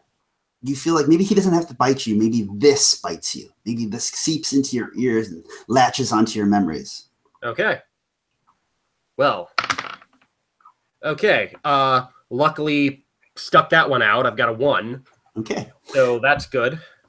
So yeah, I definitely feel that, but that just gives me more urgency. Yeah. And because I'm just driven by just fury and frustration at this point, I'm going to tag him hyper emotional. Roll my soul skill. Okay. And that's a pass. So we got a double hit. All right. And you said with the fear. So obviously that's enough to break the challenge. Tell us what happens. I'm going to say at this point, I just pull down a pile of these bricks and, whatever reinforcement and maybe just dirt, whatever's on top. Yeah. That just buries this guy, maybe neck deep. The wave knocks him over, so he's kind of prone, head towards us, and the bricks bury him up to his neck. And now there's a clear hole between us and the street level. Okay. Almost like I created a sinkhole. Awesome. So, first of all, Oliver, what does your character do as this happens? Because you're going to kind of see this coming.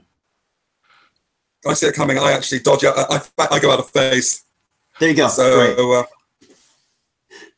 so basically, as Mathis watches, you see him turn like ethereal just in time as things start falling all around him, and he just can effortlessly walk through the debris that falls and crashes down.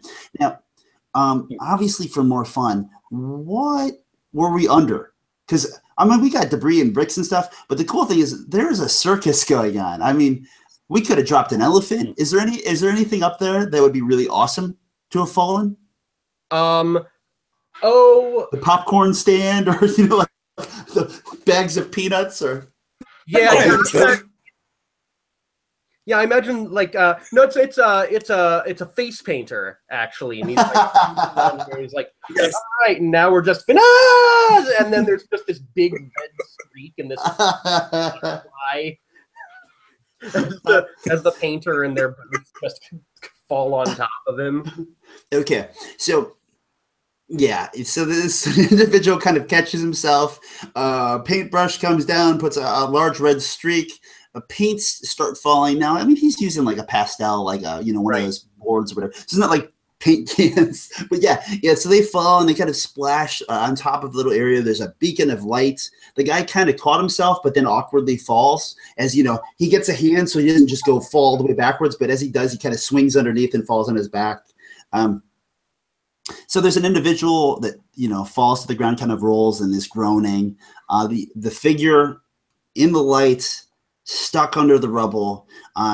You basically can see just the head of a person. It's bald, no hair, sort of very white skin, piercing blue eyes. A little grizzled though, it's not like this, innocent, never been, looks like a war-torn face. What are the two of you want to do? Yeah, you just see, and the person's trapped. Do I recognize this guy? You do not recognize this guy. Okay. Well, we need to sort out the innocent bystander. I've got a first aid kit, and we could actually get and Mathis, if you could get him up back, preferably without realizing what happened. And we do need to actually capture this individual. Just get him out of here so he doesn't wise up.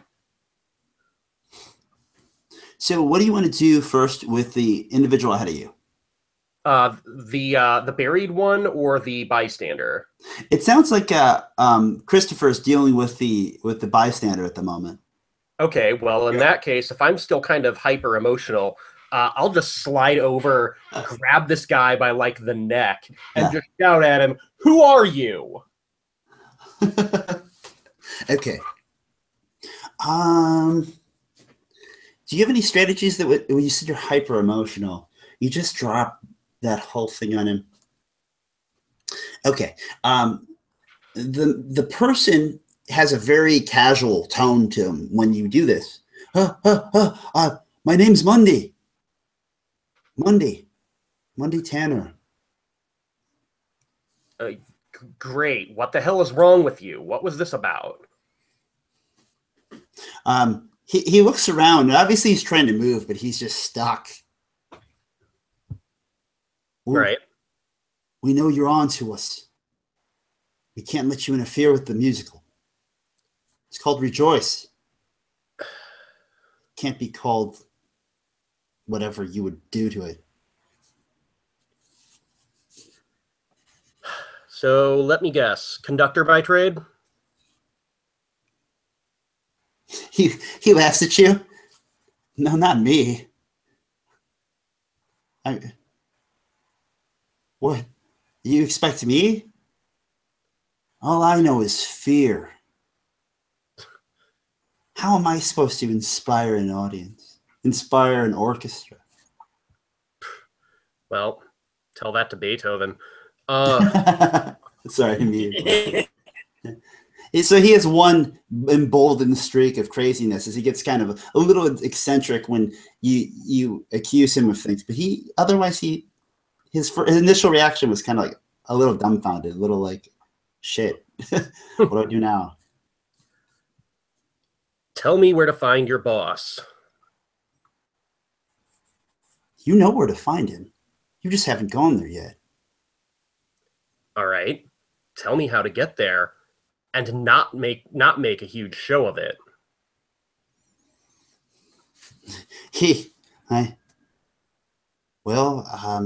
The wards, idiot. Can you sing? The wards. The wards are no longer a problem. I can't maintain them in this state. Awesome. Then I have no use for you. As soon as you say that, he's like, "You're gonna let me go, right? I'll die here." It's just overreacting.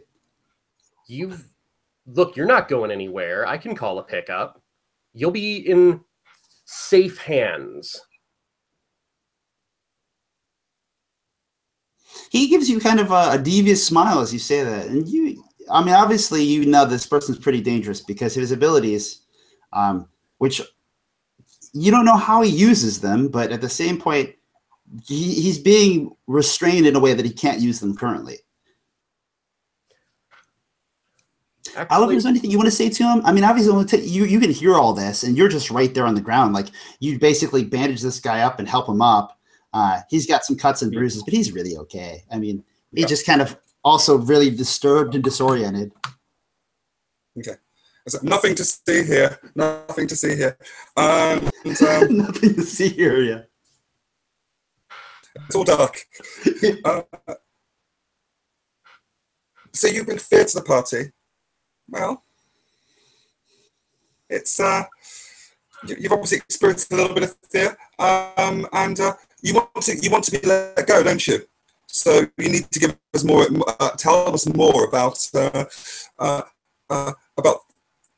mastermind. Well, in my most intimidating way.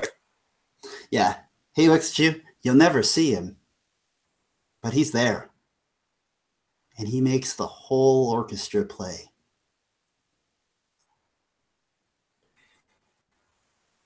Of course, so he's the conductor. To you think in your head that maybe this is the guy with the top hat, which would make him the invisible man, the conductor. Yeah. Yeah. Or the ghost, or whatever it was, you know? Okay. You got your mobile, Mathis? Yes, of course. Okay. Contact Bastian and get a pickup squad for these two. Absolutely. But All right. So I'll call them, let them know. This guy is psychically strong. Make sure that he's either incapacitated or unconscious when he's picked up. And I'll, get down on my knees and just look this guy dead in the eye, still kind of driven by this emotional rush. And I'll say to him, "You know who I am. You know what I can do. If I hear you've done anything stupid, I'm going to come back for you. You know this, right?" He nods his head. It sounds like I need to leave town permanently. It sounds like you're not going to have much of a choice, friend. At this point, he looks to you. I'm sorry. A little GM thought / talking out of character. He leans towards you. If you want any chance to succeed, you're going to need his help. He looks at, your partner, Shadow. And your partner has a nasty bite in his head. If you help me get out of town, I could have that removed. You don't need to keep me captive, do you? Give me a time frame.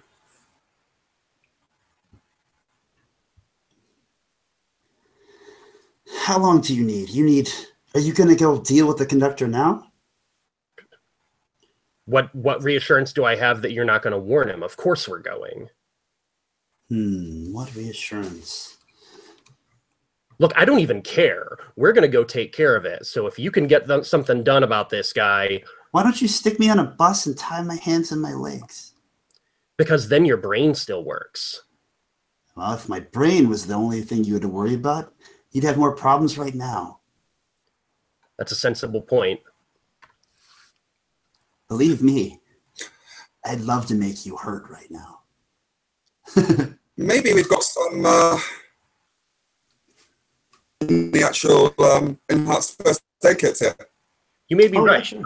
But I really want to get out of character. I really want to get you patched up before we go and face off with the conductor.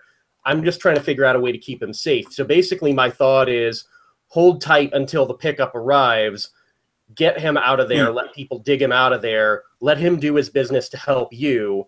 And I'll just put in a good word with my bosses that he was cooperative, and then we knock him out.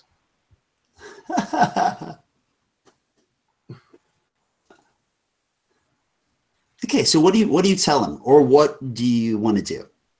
I'll say, we're gonna wait here until the pickup arrives. They'll get you free. You'll treat my friend. I'll put in a good word. You'll be handled well. You can have my assurance on that.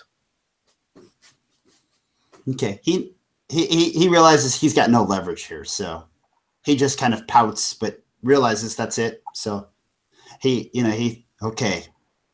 As good as I'm gonna get here, I guess. You're still alive.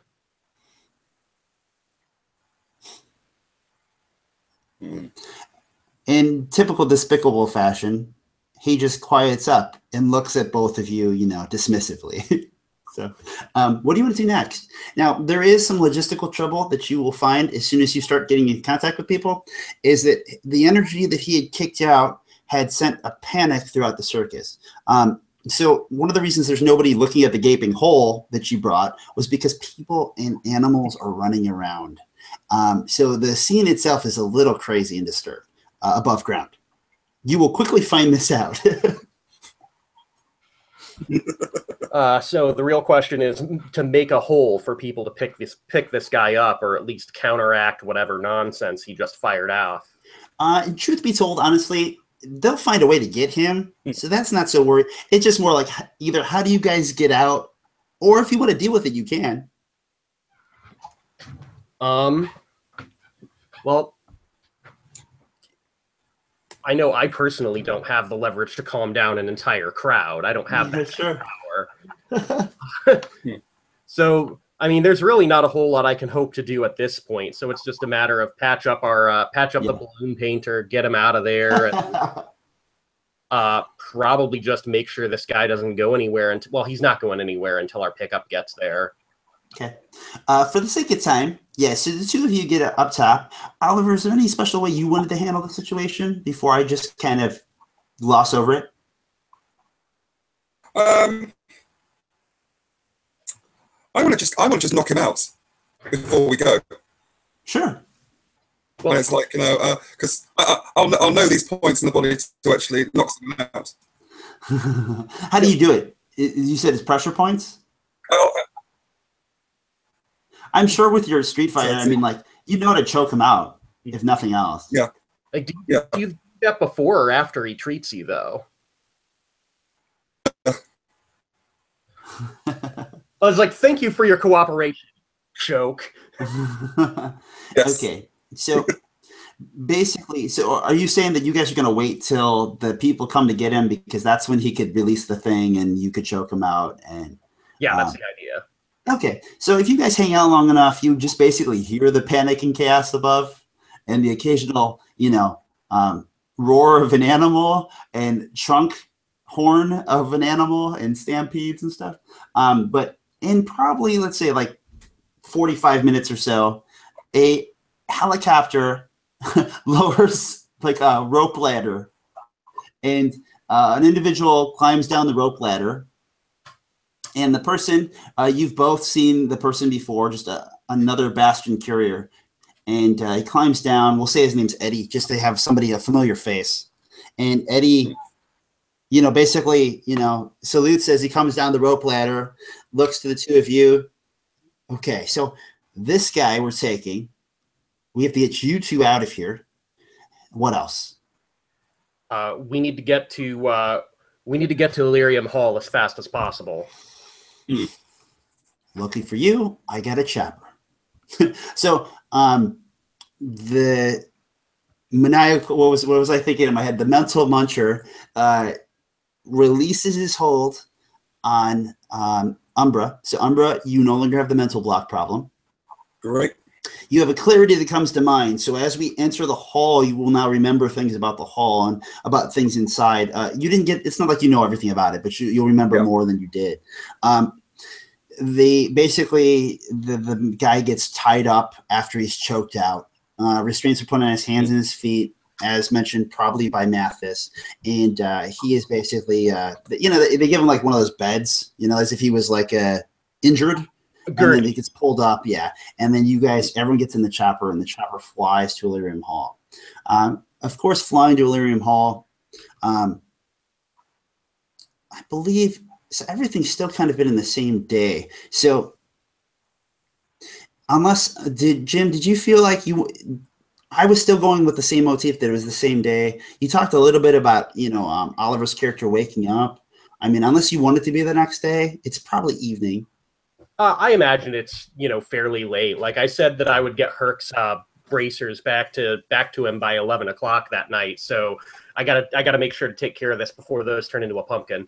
Right. Okay. So given the circus was going on, it probably was actually like the evening. So as you guys hit the chopper, day becomes night as that the sun begins sort of like cresting in the horizon. Not quite stars are out, and you fly towards Illyrium Hall, which has, a bright white sign in front of it and a thick parking lot that's quite empty because it's just for people doing rehearsal, it's not open for a show. And the chopper begins getting closer and closer. Eddie is in the basically co-pilot seat. All right, guys, where are we dropping you off? It's a 2-story building. It's quite large, obviously, because it's like a musical hall. It's downtown, so I mean, it is surrounded by other larger buildings. What do you think, rooftop? Yeah, rooftop's good. Okay.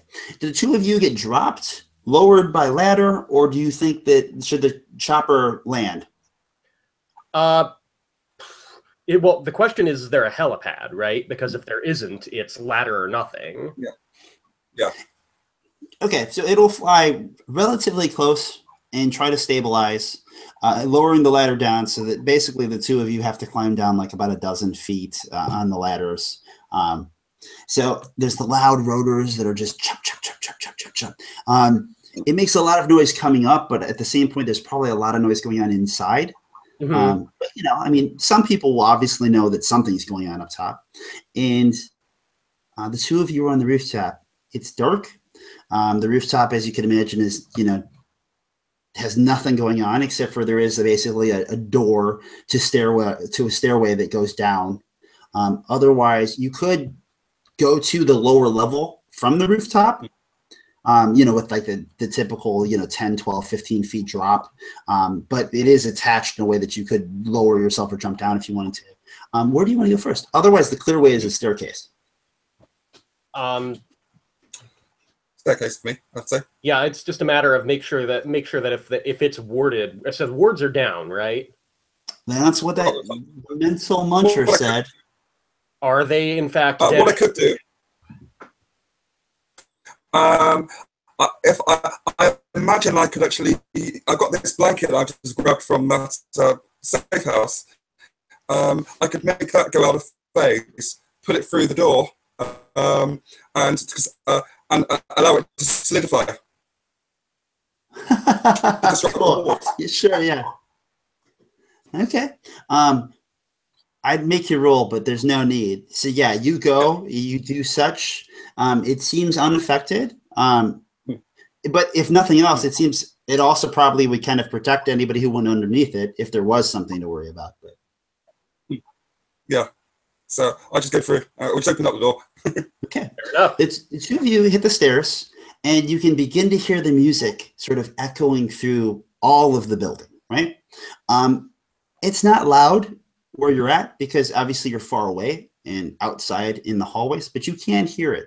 So as you descend basically a flight of stairs that kind of rounds out and comes down, you see a double door which opens into a main level, which is like a balcony level. This balcony level has, you know, skyboxes, if you will, like high seating, balconies, has a couple unattended stands that will later have refreshments in them. And you come out basically next to you, one of a handful of rooms that are, you know, basically storage equipment, lights and audio sort of workrooms. So think of it like you have access to the catwalks, you have access to some of the production sort of controls from up here if you need to. And there are some like the building controls that are up here if need be, or skyboxes or the balcony. Doesn't seem to be anybody here. I mean, there might be, if you wait long enough, there'll be someone like walking around, like a security guy, but it does not seem like heavily protected or even anyone on this level. Does it seem like in the production room, anything is being recorded or levels adjusted, transmitted in any way? Oh, okay. So you basically head off to the first sort of like audio room that you have, audio and lights. When you go to it, what strategies would help you sort of identify that? Let's see. ESP, not so much. Telekinesis, not so much. Clairvoyance would. Well, right, but that's a tag. That doesn't help me to Of course, it's strategy, isn't it? The only other thing I have right now is bureaucracy, or I could flip open my wrist computer and see if I could do some research on the system. That'll be that. Yeah, it could be a stretch on bureaucracy in the way that, like, you know, obviously bureaucracy is a little bit of management in it, and like, I mean, if you roll good, it's like, all right, well, my layman's understanding of the basics of controls, you know, but up to you. Let me spin this a different way. I flip open my phone and I actually call the research department of the library and ask them to identify, you know, look up the manual and tell me what lights to look for. I'm kind of working in my organization. Sure. Meanwhile, Oliver, is there anything you want to do? He walks into this room. He walks around what looks a lot like a soundboard. Like we've all kind of seen movies where they have all the little like dials and measures that are moving, and you see screens that show you basically different camera angles of the stage and of the orchestra pit and of the audience, and, you know, different sections that from the different lighting areas. Okay. Obviously, it's a rehearsal going on at the moment, isn't there?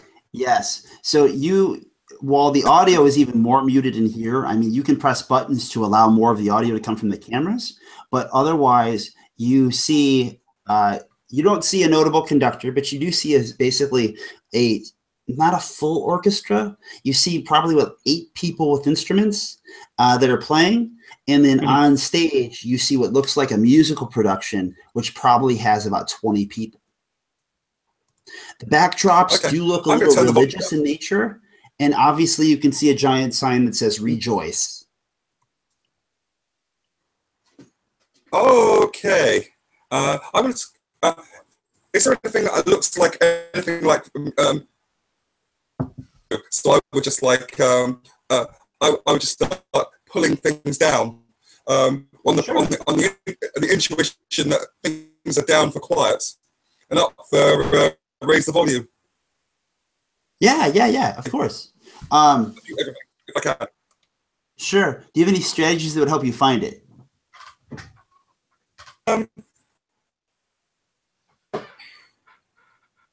It would just be reputation that, like, I would just like it's a kind of a laissez-faire kind of happy-go-lucky. Sure. Yeah. No, I like that. Yeah, because you're like the badass fighter. So in a way, it's kind of like, of course, you would want to like kind of fuck with them. So like, yeah. So a roll, imagine, in your reputation.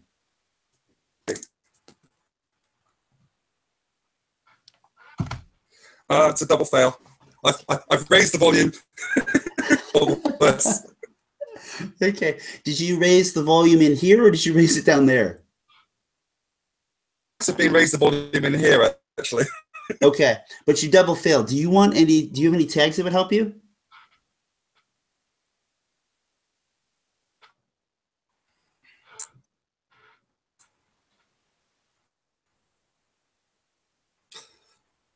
I don't think mysterious words. Know my limits. I would know my limits. I would actually. I would if I heard something going, I would try and change things. So it would be know my limits. Okay. I'd have an idea that if I was messing up, wouldn't I? Sure. Yeah. So go ahead and re-roll one of the dice, see if it still fails. So yeah, you're like, oh shit, that's the wrong way. And there's that moment of do you keep going or do you stop? Yeah. I just pressed the wrong button, and that's like, so I'm not. I'm clueless.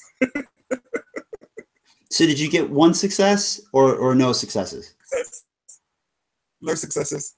Okay. Cool. Yeah. So you basically, Mathis, as you're talking to the phone, you're getting clear instructions of how to work the panels, and telling you how to understand it. He walks in and he starts. You're paying attention to the phone. He just starts adjusting 2 measures, without any thought, and you hear the audio getting louder in here, but you also see on the cameras that the people down there all basically slow down their playing. The people on stage all look up, and everyone downstairs is obviously noticing that something strange is happening. Oh God, I'm getting Star Wars vibes here now. It's like, we're fine, we're all fine here. And in your case, since they're explaining to you how the controls work, you're seeing that, oh shit, he raised the volume down there.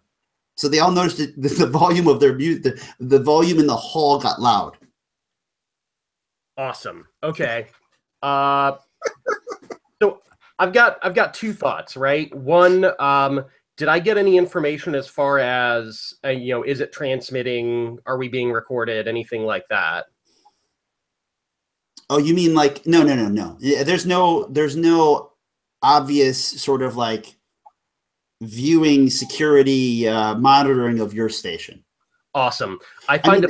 There probably is a security room with surveillance cameras that maybe they have viewage of here, but it's not like throughout otherwise. So yeah, I'm sorry. There probably is a security room. So yeah, there could be a security guard that I'm either noticed or is going to go look into this in a minute. So. I'm more concerned that they're recording this and going to release it somewhere, but oh, I'm sorry. You meant like recording what they're doing down there. The play, yes. Yeah, I got you. Because obviously the mental effects that we've seen. Right. Go ahead, and we have to find a strategy here. So it could be imagined bureaucracy, but do you have something else that might help you here? That's probably the most. It's either that or I could spin ESP if I can kind of feel the beginnings of its effect myself. Sure. I do like Imagine Bureaucracy because you have these guys on the phones that could kind of help you walk you through what to look for. And that was kind of my feeling too. Yeah. And like you mentioned, yeah, because you're like, hey, okay, so what are they doing with this? Are they recording it? Are they using it for later? Yeah. So You're one step ahead of them here. I figure I'll take care of this, and then I have a thought on how to address Shadow's failure, but we'll cross that bridge when we get to it. Okay, that's one success. So you don't have any tags right now because it's not a challenge, right? Exactly. Okay, so then I'm going to tag hyper analytical because I'm really drilling into this. I really want to know what's going on here. Sure. And that makes it a crit success. Ooh.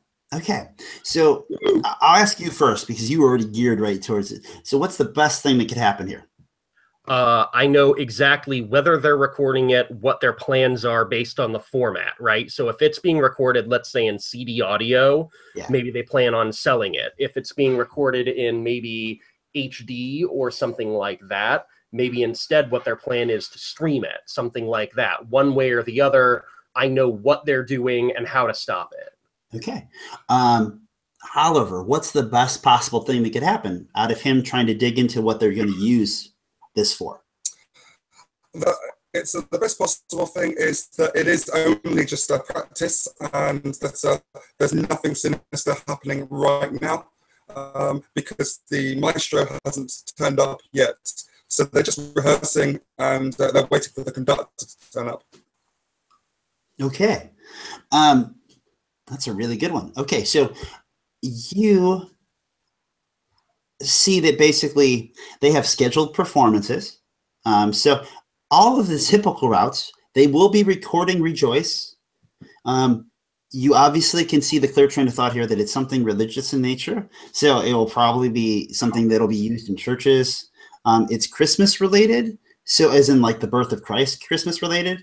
So this is obviously something that could be widely broadcasted throughout the country in a lot of places through a lot of people that will be forced to watch it thanks to, like, you know, Christmas gatherings at church and stuff. Big Mass is the 1 or 2 times a year that people show up, even if they're, you know, if you're like the, you know, one of the, like the holiday goer. So you see a lot of outlets and openings for how they could use it. Again, your concept of it is that it can cause some kind of amnesia. So you don't know what would be the purpose of that. But yeah, you see basically the typical holiday sales route. You see this could be in performances.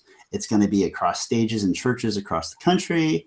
And the CDs hopefully will sell, you know. Awesome. So I'll turn to Shadow and say, hey, Shadow, fancy smashing something? Yes. And you know, this isn't the location to smash. There are, there's one central area which would have like where they're actually recording it. You know, Pete, that's correct. But my plan is actually to cover our bases because their volume is turned up. So I want them to kind of I want something to kind of go wrong for them to kind of see that something was sabotaged, or like maybe kind of make it plausible deniability. So I pop open the fuse box and tell Shadow, if it's in there, go ham. Okay. Now, the one other thing, because it was a perfect success. So while this is happening and you're seeing that and finding it out, Shadow, you are, you know, seeing on the cameras that a person walks up to basically sort of like a music stand, and the person walks up in a very nice blue suit with a whatever they call the conductor's baton. It's a baton. Yeah, you're right. Okay, good. And he starts waving. You can't hear him, but he starts waving it. And the people who are all staring up all kind of get corralled back to him. Not really, it's not some weird Pied Piper effect. You assume that there's probably some words going on there, like, you know, they probably just effed up. Don't worry about it. And they're starting to play again. It is a different song, though. So, yeah, I say to Shadow, cause some havoc in here, make it look like the fuse is shorted, and then let's go deal with the recording. Okay. Okay. I'll go in and I'll phase my my fist and attempt to actually create a short circuit, allow the actual wires to actually go out of phase and then rephase. Okay. It's by distorting them. Are you doing it without breaking the outside of the fuses? Like, are you breaking the fuses but not the box? Because you could phase your hand in there. Yeah. Yeah, quantum entanglement or something like Yeah, that. yeah, that's really cool. So you see him physically do something. Mm. He knows that he damaged something inside. Mathis, you probably hear noises of like the crunching of like electronics. You probably hear audio, whatever the term, the audio sensory you'd hear that. So, what do you two of you want to do next? You do hear footsteps in the hallway. Like I said, eventually there is sort of a security guard who would patrol, and somebody might be checking into the the audio disturbance. It doesn't sound like a running or anything like with a lot of haste. You just hear the loud footsteps in the hallway. Okay, so I'll whisper to Shadow, plausible deniability. I like that. Any chance you could phase me into the next room here? Let's just maybe slip through a wall or something. I mean, I'm pretty much wondering, can we do that both into a neighboring room so that the guy comes in and doesn't see us? Imagine phase. It'd be really great. He critically fails. You get stuck in a wall. Well, I've made on the face, and I just missed on my imagine. Okay. Any tags that could help you? So, what could help me is that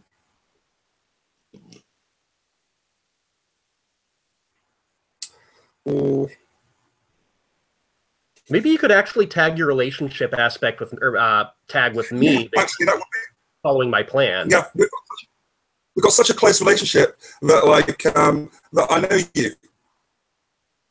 It's a case of, well, I've got you through, so I should be able to get myself through.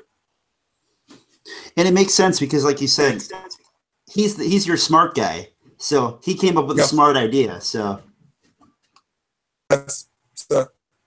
Oh, great. Okay, so yeah, Jim, do you pick a random wall, or did you know what was in the other room?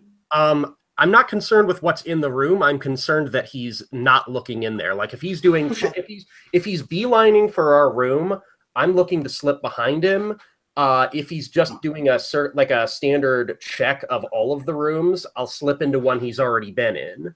Okay. Yeah, I mean, it sounds clearly to me that the two of you wait till he comes down the hall and you hear him not go into any of the doorways, and then basically you two just kind of pop into the next room through the wall. Once you know that he's just coming straight for this room that you're in, so. I'll put up a hand. High five. Yes. You're in a dark, obviously a room that's dark. The only light that's coming in is the door has a little like window hole through it, and inside you can basically see a lot of chairs stacked up. This is just a small meeting room. Table in the center, chairs pushed under the table. Nothing really notable at the room. A music stand in the corner. Just stock. Yeah. Oh, I mean, we have two targets right now. We go for the conductor or we wreck their recording equipment. I figure we need to hit both, but which one first? We did. I would go for the recording equipment first, because the distraction then is that we've affected the volume. So if we affect the recording equipment, then we can do the conductor at our leisure. Yeah. Okay. Jim, roll Imagine ESP. What am I going for here? Just so I've got a picture. For Imagine ESP? Yeah. Something is about to happen that your ESP could uniquely help you notice. That's a full pass. Okay. In a sort of danger sense, there is a new song that begins playing, and it is a musical. It is something that you heard in the head of melody, which obviously puts the fear of God in your head, which is this could be the Amnesia song. All right. So just very quickly, did we happen to pick up earplugs, or are there any handy in the stock room? That's a really good question. Would I guess, first of all, do either of you have any strategies that would have made you think to get earplugs? No.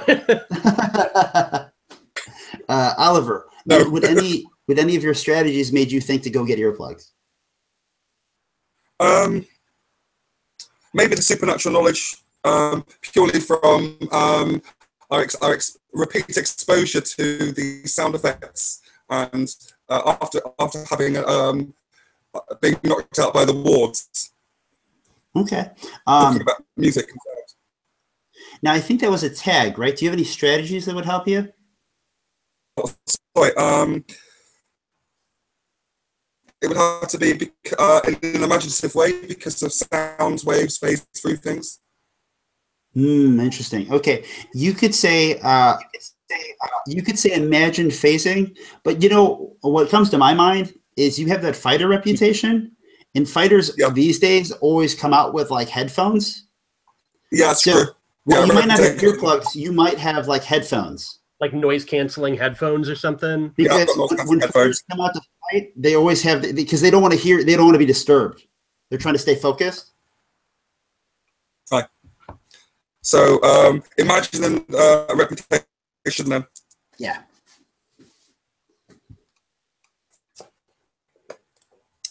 Okay. It's a partial success. Okay.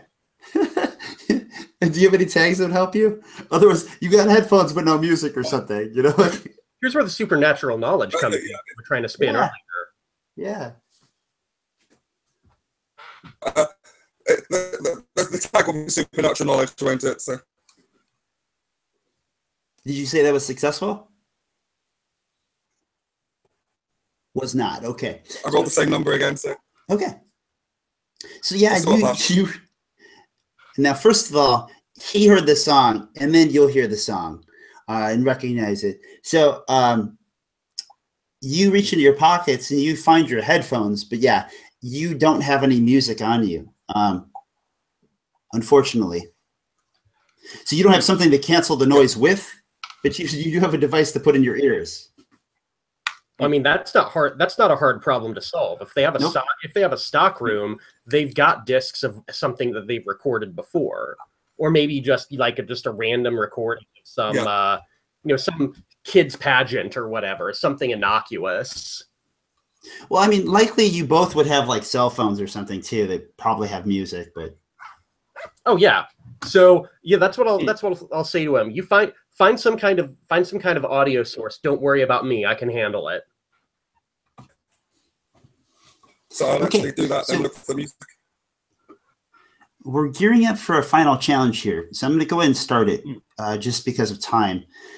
The idea here is that obviously the song has made a level of urgency that you need to complete something within. So some point in the song, there will be effects that can be obviously very damaging. In that time, you might find ways to, break their equipment, stop the conductor physically, get the people to stop playing. Ultimately, what we need to capture the mastermind. All right. Given the position that we're in, I'm going to bulk up some of these numbers. So the idea is we already have some plans of how to outsmart it, like of how to kind of pull the wind from out of their sails. Ultimately, though, we have to capture the mastermind. So the mind here is probably an 8, only because even if you did that, you'd still have to get a hold of him. And all these things, he is going to know you're here pretty quickly. Body, physically getting him, the difficulty is that he isn't necessarily easy to see or find. So we're going to give that a 7. Spirit, convincing him would be hard, but convincing the other people involved not to play, probably not that difficult. So we're going to give that a 6, only because there is some other supernatural things going on here. The 3 benefits they have, we're going to say, obviously, the song. In the song, I mean like amnesia effects and so on. The conductor himself, because he is like the key problem here. And what was the third one? You wanted to find this equipment, but is that really a difficulty to gut what their plans are? That's just another way to kind of beat it. Maybe just time, urgency. Yeah. Yeah. Time is definitely a favorite here. Okay, so first of all, so he pulls out headphones. You think about music. What would you two like to do here? We need to capture the mastermind, possibly gut their plans so that they can't hurt more people. This is, I mean, this is powerful. My first thought might be to kind of set up some kind of a ward for myself, just to be a little bit more resilient against whatever they're playing. Sure. So, you know, let's. Maybe I've done this before. I kind of just sit down and not sit down, but just focus for a second and just barricade my mind in a little bit, kind of isolate it from outside influence. Okay. It sounds like something you'd have to use reason for anyway, because it takes time. You'd have to focus. You'd have to like meditate or calm yourself. Right. So let's use reason. And which strategy should that be? I feel that's ESP. Okay. Reason ESP. All right. Nailed it. That's a full success. Okay. I guess the only thing I would hold against you is the time. You know, you only have the length of the song. So while you would take your time and you'd focus, usually, I mean, this is something you could meditate on for, 10 minutes or something. You have 30 seconds tops. Mm-hmm. So re-roll and see how you do. All right. And I re-roll both dice? Yes, you do. All right. So now I'm on a partial. Okay. And we just hit it. I'm gonna tag clairvoyant because I saw this song in, well, mind's eye isn't the right term. It's more like mind's ear, right? Sure, yeah. Mind's ear theater. Okay, and that gets me there. Okay. So you, in this case, this is obviously outsmarting the challenge, right? You're building a defensive wall. That could be a great use of adding a tag to the challenge, but it's up to you. There is the song, the conductor, and time that can be a problem here. All right. So as I read it right now, I feel like we've already got a defense up for Shadow. I've just erected one for myself. So I feel like I'm either erasing the song or time. Okay. And I think maybe time here, because the song's still being done. It's still being put out, and they're going to be able to release it eventually.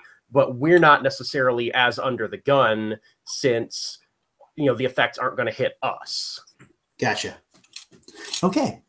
So you do your mental state meditation, your preparation, you kind of clairvoyantly a little ahead of time know that if this will help solve that problem. And then by doing so, you would have more time. So you're able to like mentally fortitude yourself to prepare against the song if it was to target you. And you're both not sure if it's just like, does it target someone or is it just like being heard, So you're both worried about that. Now, Oliver, it's your turn, but I also need to know, like, what music did you find, or what did you select? Because you could have pulled it off an iPhone or something. I selected, I think it was something by Tchaikovsky. Okay, good. And it was like, it's just, but it was a toss-up between that or an amazing modern artist who's been inspired lots of musicians. Gorecki. So we have classical going on in your head. Yeah, so I've got some classical music going in my head, but I'm either thinking, well, we either need a classical approach, which is knock the power out of this place. Sure. Is that what you'd like to do? I think that would actually shut the music off, or at least make it even quieter. Yeah, I mean, it would remove any amplification for sure, but I mean, it also may make the people who make the music stop because they're scared or shocked or disturbed or whatever. You believe that, just down the hall, there's a room where you could basically knock out the power. It's not the main power hub, but it would do the trick of what you want, at least knocking out like the power to the stage and stuff. Yeah, so I'm going to do that. Aim for that. Okay. That'll be just. So you get in the hall, and there is the security guard who is just another room over. Would you wait for him to go by just would you take as long as needed, or would you try to just go past him or go through him? I'll just go through him. Okay, so go ahead and roll. In this case, you could either roll for fighting the guy to get so that you get to the controls, or you could roll if you wanted to like phase your way over there. Just what strategy would you like to use? I'm going to phase my way through there. Okay, so go ahead and use, this could be reason phasing because you're not under any threat, especially if he can't see you if you phase, so. Oh, it's a critical fail. Okay. No, it's a critical roll, but it's a partial success. Okay, it's a critical both. Yeah, critical both. So that's the best. Which is amazing at a challenge because, okay, so first of all, if you're trying to turn the power off, would that be outsmarting the challenge by pulling the plug? Or do you think it's manipulating the people down there to stop playing? I would say it's manipulating the people to stop playing. Okay, so can you take 4 spirit, or does that knock you out? Like, does it take 4 or just 2? Since it would normally be 1 and 1. Yeah, what happens is it doubles. But in this case, what happens is you get both effects. So basically, you both take 4 damage. Yeah. I can take 4 spirit. Okay, so and then the challenge will take 4 to its spirit. Okay, so I just wanted to know that going in and how much we crossed there. Okay, so there's also a tag that can be removed, and you'll get a negative tag. Or a tag. Okay, so first of all, Jim, what's the worst thing that could happen? He goes to hit the power off on the stage, hoping that it's going to get them to stop playing.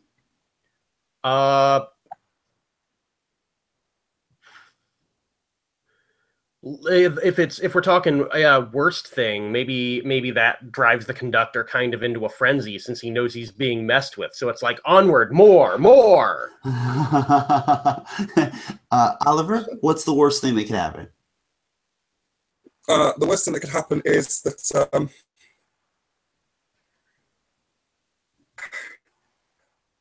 that this is actually a blind, and this is completely the wrong room. And nothing happens. Okay. Jim, what's the best thing that could happen here?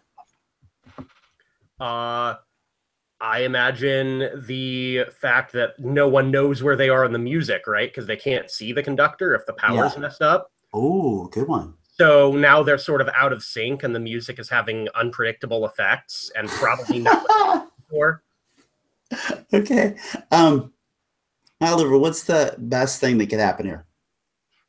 The best thing that could happen is that the conductor actually says something really insulting to a couple of the musicians, and it dispels his enchantment or whatever, his mind control, and they end up just leaving in a huff, and basically everything is in disarray. Okay. All right. So, Jim, what did you say for the worst thing again? That it whips the conductor into a fervor, so he's gonna like try to push them really hard. That's right. Okay, sorry, I was like, there were so many great ideas there. I started to wander in 6 different directions. Okay, so, Chris, you get to the secondary room. You go by the guard. He doesn't even see you because you're just phased, you're ethereal, and you get into the room. You see the control panel, like I said. You don't quite know how to use it, but these are pretty obvious. Usually there's like there's like a valve that just basically turns off the power, like a manual override kind of cutoff. So you pull that and the lights go out. The noise gets very, very quiet in comparison because it's not amplified at all. I imagine, and you phased in. Yes, you can hardly hear the music at all. Sorry, with your earbuds, you don't hear it at all. Now, what happens otherwise, you don't see it, but one thing that happens is as you're coming back from that room, you are kind of phasing in and out. There's some kind of disturbance that's shocking your phasing abilities. It's a little sporadic as you're coming back. Now, Jim, where are you? You were... You basically were mentally channeling yourself, and then where would you go next? Would you leave that room? So where I am right now, I would still be in the stock room. Yeah. Because I've just finished up there. But so if the music is quiet and we know the equipment is down, at this point, my plan is just to use the advantage of sort of the distraction and the quiet to just get in there and deal with the conductor. Okay. So you would come out of the room, and that's when you would notice that the power goes out, basically, when you open the door. The sound, you are already dampened. Oh, no, you're protected, so you're not really dampened. Yeah, so you then would hear the sound almost goes out entirely. And then a tune changes down below, and you can hear a man yelling. So, or do you think it's a man? It actually might be a woman the more you listen to it. Mm-hmm. But you are on this balcony level, and some of these doors are open that would lead out to the balcony or the box seats. So you can hear a little bit better of what's going on. And it does sound like the music itself is changing. To that effect, when you turn to your right, you see Shadow coming down the hall. And Shadow obviously is a little out of control of his own phasing abilities. Okay. Not really sure what to do about that. I pretty much say, I trying to think of some good words. I think we have some business on the stage, Shadow. Meet me there. And I'll find what's like a stairwell down and go around to sort of the maybe one of the boxes alongside of the stage, or like the stage access or something through the equipment area. So like maybe I'm coming in from backstage. Sure. You want to be on stage though. Yes. Okay. And you want to be you don't want to be directly in front of the stage. You want to come like off from the side. Yeah, exactly. Okay. All right. What are you trying to accomplish? What do you want to do? I'm gonna see what I can do about breaking the conductor's focus. Maybe just say, "Sir, a moment of your time, if you could." Okay. And I imagine doing that, you'll walk on stage? Mm-hmm. Okay. So let's clean up the last action from Oliver. So, Oliver, we both took 4 damage. So the challenge, just clearly for you guys, it's a 6 mind, a 7 body, and a 2 spirit. It has song and conductor still as tags. Now, Oliver, you can pick one of those to remove, or you could add something to the challenge. What would you like to do? I could remove the song. Okay. It's clearly a different song that's going on now. So the previous song with the amnesia effects, at least if that's exactly what ties it together, is not a problem anymore. Now there is a new problem, and that is that the new song has a different effect. And in your case, we're going to say that sporadic is a new tag for you, Oliver, because your powers are sporadic right now. Yeah. They're kind of going in and out, causing you trouble. The good news, though, is they're also doing the same to someone else. So you're not the only one affected. Okay. And meanwhile, back to Jim. So, Jim, you walk out on stage and you say, "A moment of your time, if you could." As you're walking onto stage and kind of coming down the little spiral staircase from the catwalk, you hear a man, "Faster!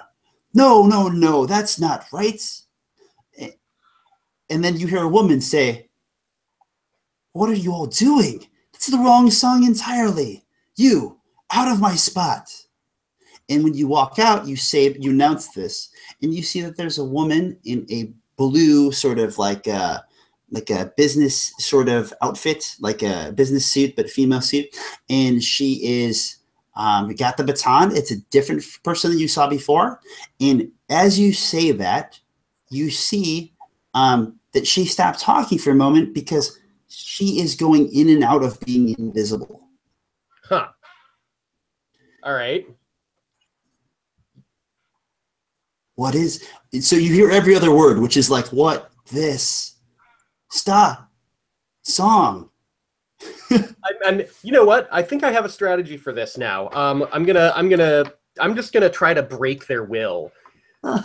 Look at you. You hold all the cards. You're in charge of an entire concert hall. You have an individual who can take bites out of people's memories, and still we're here, and still we're disrupting you, and still you have failed. What hope do you have? Okay. What strategy would help you sort of threaten, convince,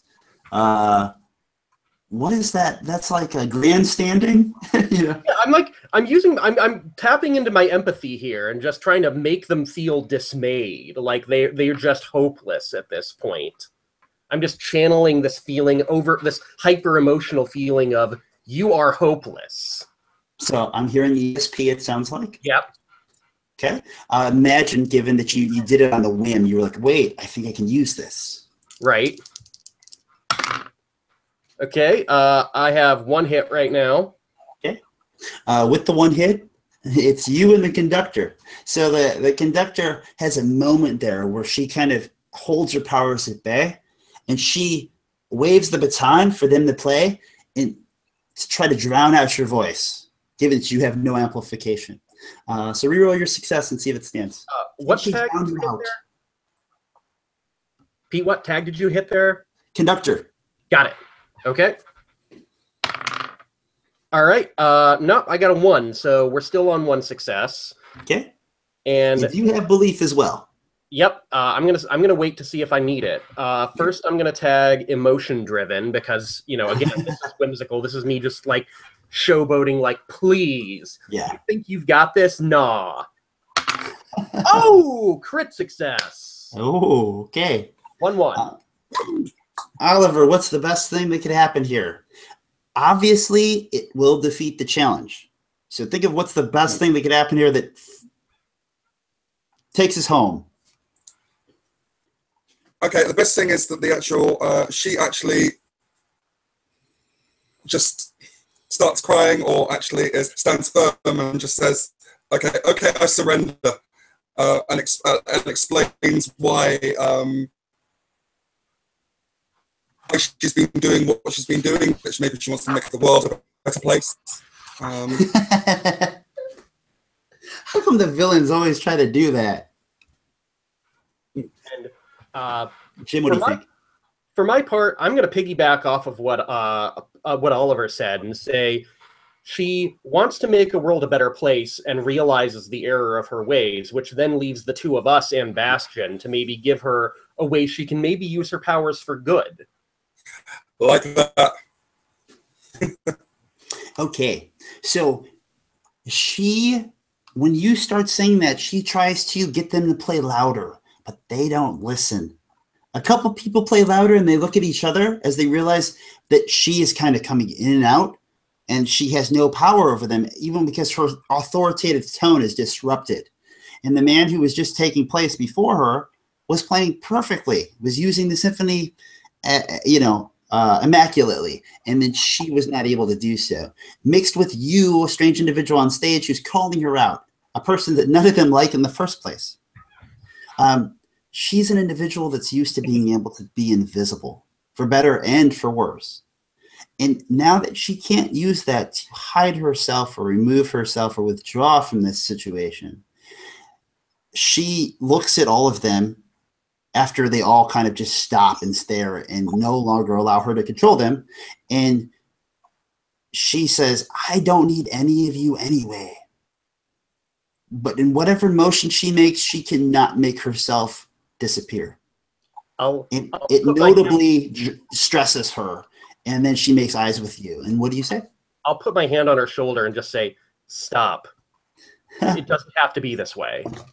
That's cool. I feel like while she's talking to them and they're all kind of like breaking down and they're stopping and looking at her and being like, "No, we're not going to listen to you anymore." You kind of like walk from the stage to the orchestra pit.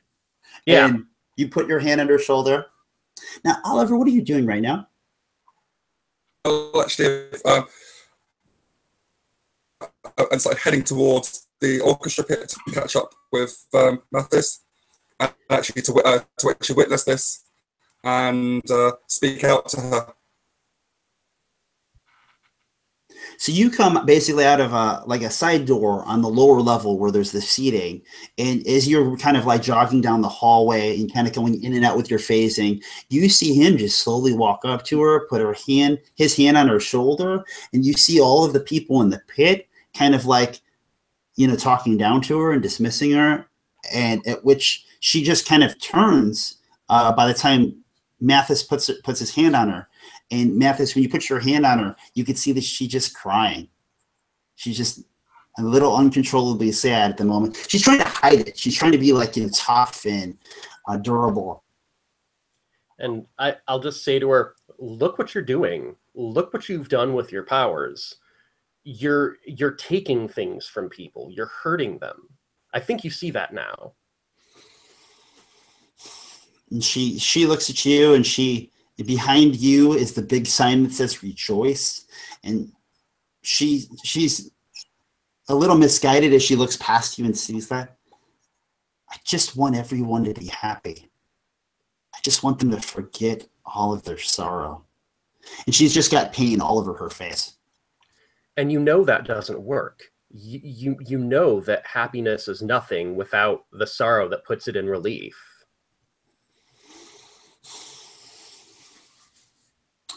She shakes her head. It's the only way. We're just wired this way. We're all sad. Our problems outweigh our happiness. But if we could forget them all, maybe we could have joy. Maybe what you should consider instead is amplifying that joy. I know some people. You can see that you're no longer hidden behind a facade. My accomplice has seen to that. So instead, maybe we consider how to be present rather than absent. Oliver, what do? You get up to the stage. You're 10 feet away from them, walking up. What do you want to do? Okay, I come up to her and say, away those tears.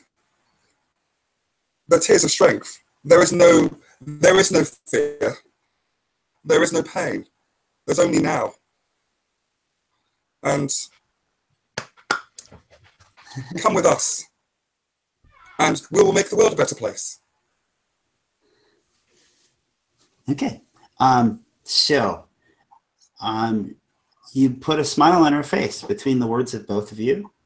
The people all around you have just kind of let their instruments slowly droop into their laps or to their side. For a moment there, you could break the silence with a pin drop, and she looks up to both of you, who are both on, basically like left and right, and just says quietly, "Okay." What happens to Shadow? Where do you go from here? You mean like the larger sense, like, days and weeks following Pete, or like right now? Either one. Yeah. Okay. Right now, Shadow actually wants to offer her and everyone a drink. So look, it's the but basically Shadow wants to carry on working with Bastion and actually help this mysterious lady to work with Mathis to actually see if we can find something where she can put her powers to the use for the greater good. Okay. Jim, what happens to Mathis? So we'll cut to a scene. Maybe it's some kind of board or training room, something small, like not a training room so much as, let's say, like a small meeting room. And Melody and Mathis are on one side, and Shadow is on the other, and they're just having a conversation. He's flipping through a couple of things, pushing forward a dossier. It's got her new agent name on it, and next to a badge or like an ID card or whatever, yeah. And a stack of those blue tickets. I love the blue tickets. Okay, So the one thing behind the scenes is that Asher sees all of this on site, basically from the security room, and he sees basically the three of you walking out with the people and the music just sitting there. He shakes his head, puts it like face palms, gets up, and walks out. You don't quite know what that means, but things obviously did not go how he had planned. And the door shuts behind him. So the last thing we do, obviously, with Dream Chaser is we always do gratitude. So please think of each other and think of your favorite moment from this session that the other person gave to you. It doesn't have to be interacting with your character. It just could have been like the moment that made you laugh, or the moment you're like, oh, that was awesome when so-and-so did that. I honestly thought that when Mathis was doing the amount of use of levitation was pretty awesome. And actually, when the creating the sinkhole, that just had me. Yeah, that was great. I love that turn. I was like, he's like, I'm going to rip that ceiling down. That was pretty great. Jen. And honestly, I think the thing I enjoyed the most about this session is the interplay, right, between the two of our characters, Oliver, between us, just being able to sort of teamwork, handle things from both sides. The fact that pretty much moment to moment throughout this whole session, you pretty much had my back the whole time, and that was awesome. That really kind of dug into that aspect of, you know, whatever it is, you know, I've got your guard, right? That's pretty cool to say. Yeah. Now, Oliver, one question for you. Obviously, you saw. Oh no, this was actually Jim saw it. But since Cronus was your contact, so eventually Melody is going to come back out at 4:00 tomorrow. And what happens to Melody? Does she get her memory back? Was she in some strange place that converted her into an alien? You're like, she went into some portal for her protection. She went. She got her memory back. She went. It's like she doesn't remember the distance between the portal. So there's a gap in her memory, but it's only she feels she just lost time because she from when she disappeared to appearing. That's just, she doesn't know anything about that, but she knows that. But she remembers everything before. Awesome. Yes, I mean, since we dealt with the source of that bite, that makes sense. So she comes back and things are honky-dory, except for she can't quite remember what happened between the time she went in the portal and the time she came out. Right. She was brainwashed by aliens. All right. It always comes back to aliens with you, doesn't it? The first session, for whatever reason, put that in my head. So it's always been in the back of my mind. There's a little Men in Black that's kind of going on behind the scenes with this. We have superheroes. We have like the spy noir. And then we have a little bit of like Men in Black X-Files underneath it. So it's a pretty cool mashup. Okay. So thank you for watching. Thank you for playing, guys. I know that for Dream Chaser, if you'd like to find any more resources for the game, or you'd like to buy any of the materials, whether it's a dream map or a GM screen, you can go to the online store at imagininggames.com. And I know that Jim also has a new product that he should mention to you because it's pretty awesome. Hey, you know what? If you're going to give me the opportunity, I just finished a work of mine called Just Got Real. It's rules-light, collaborative action movie role-playing in about as much time as it takes you to run an action movie. So it's 2 to 4 player action movie one-shots with an aspect of collaborative storytelling, like you saw here in Dream Chaser. And in fact, I have to point to Pete and say I learned a lot from this guy. So. You know, if you're gonna look into my game, definitely make sure you pick his up too, because man, is this a cool experience. But yeah, if you're interested in checking out Just Got Real, it's available on DriveThruRPG, or you can check out my main website at bit.ly/saddleshaped, and Awesome. you can find contact information for me and all of my projects there. Now, this is one of our rare occasions until I get Oliver to play again. Oliver, do you have anything you want to say? So I want to thank you, Peter, for creating a brilliant, fantastic game that actually just said from the on the tin that it's a dream chaser. And I remember that actually you doing, I believe it was your first live feed on Twitch, and it was something like 4 a.m. in the UK, or it's from midnight till 4 a.m. And I actually stayed up and participated in that, and it was brilliant. But I knew, based the concept, that I had to back this, and I'm really, really looking forward to receiving my box. And I've really loved playing with this, and it's been an absolute pleasure to actually play with you and Jim, who you're freaking awesome, man. And it was good playing with you too, man. I'm going to add you on Facebook. Absolutely. Thank you so much, Oliver. Thank you, Jim. Signing off. We'll see you next time.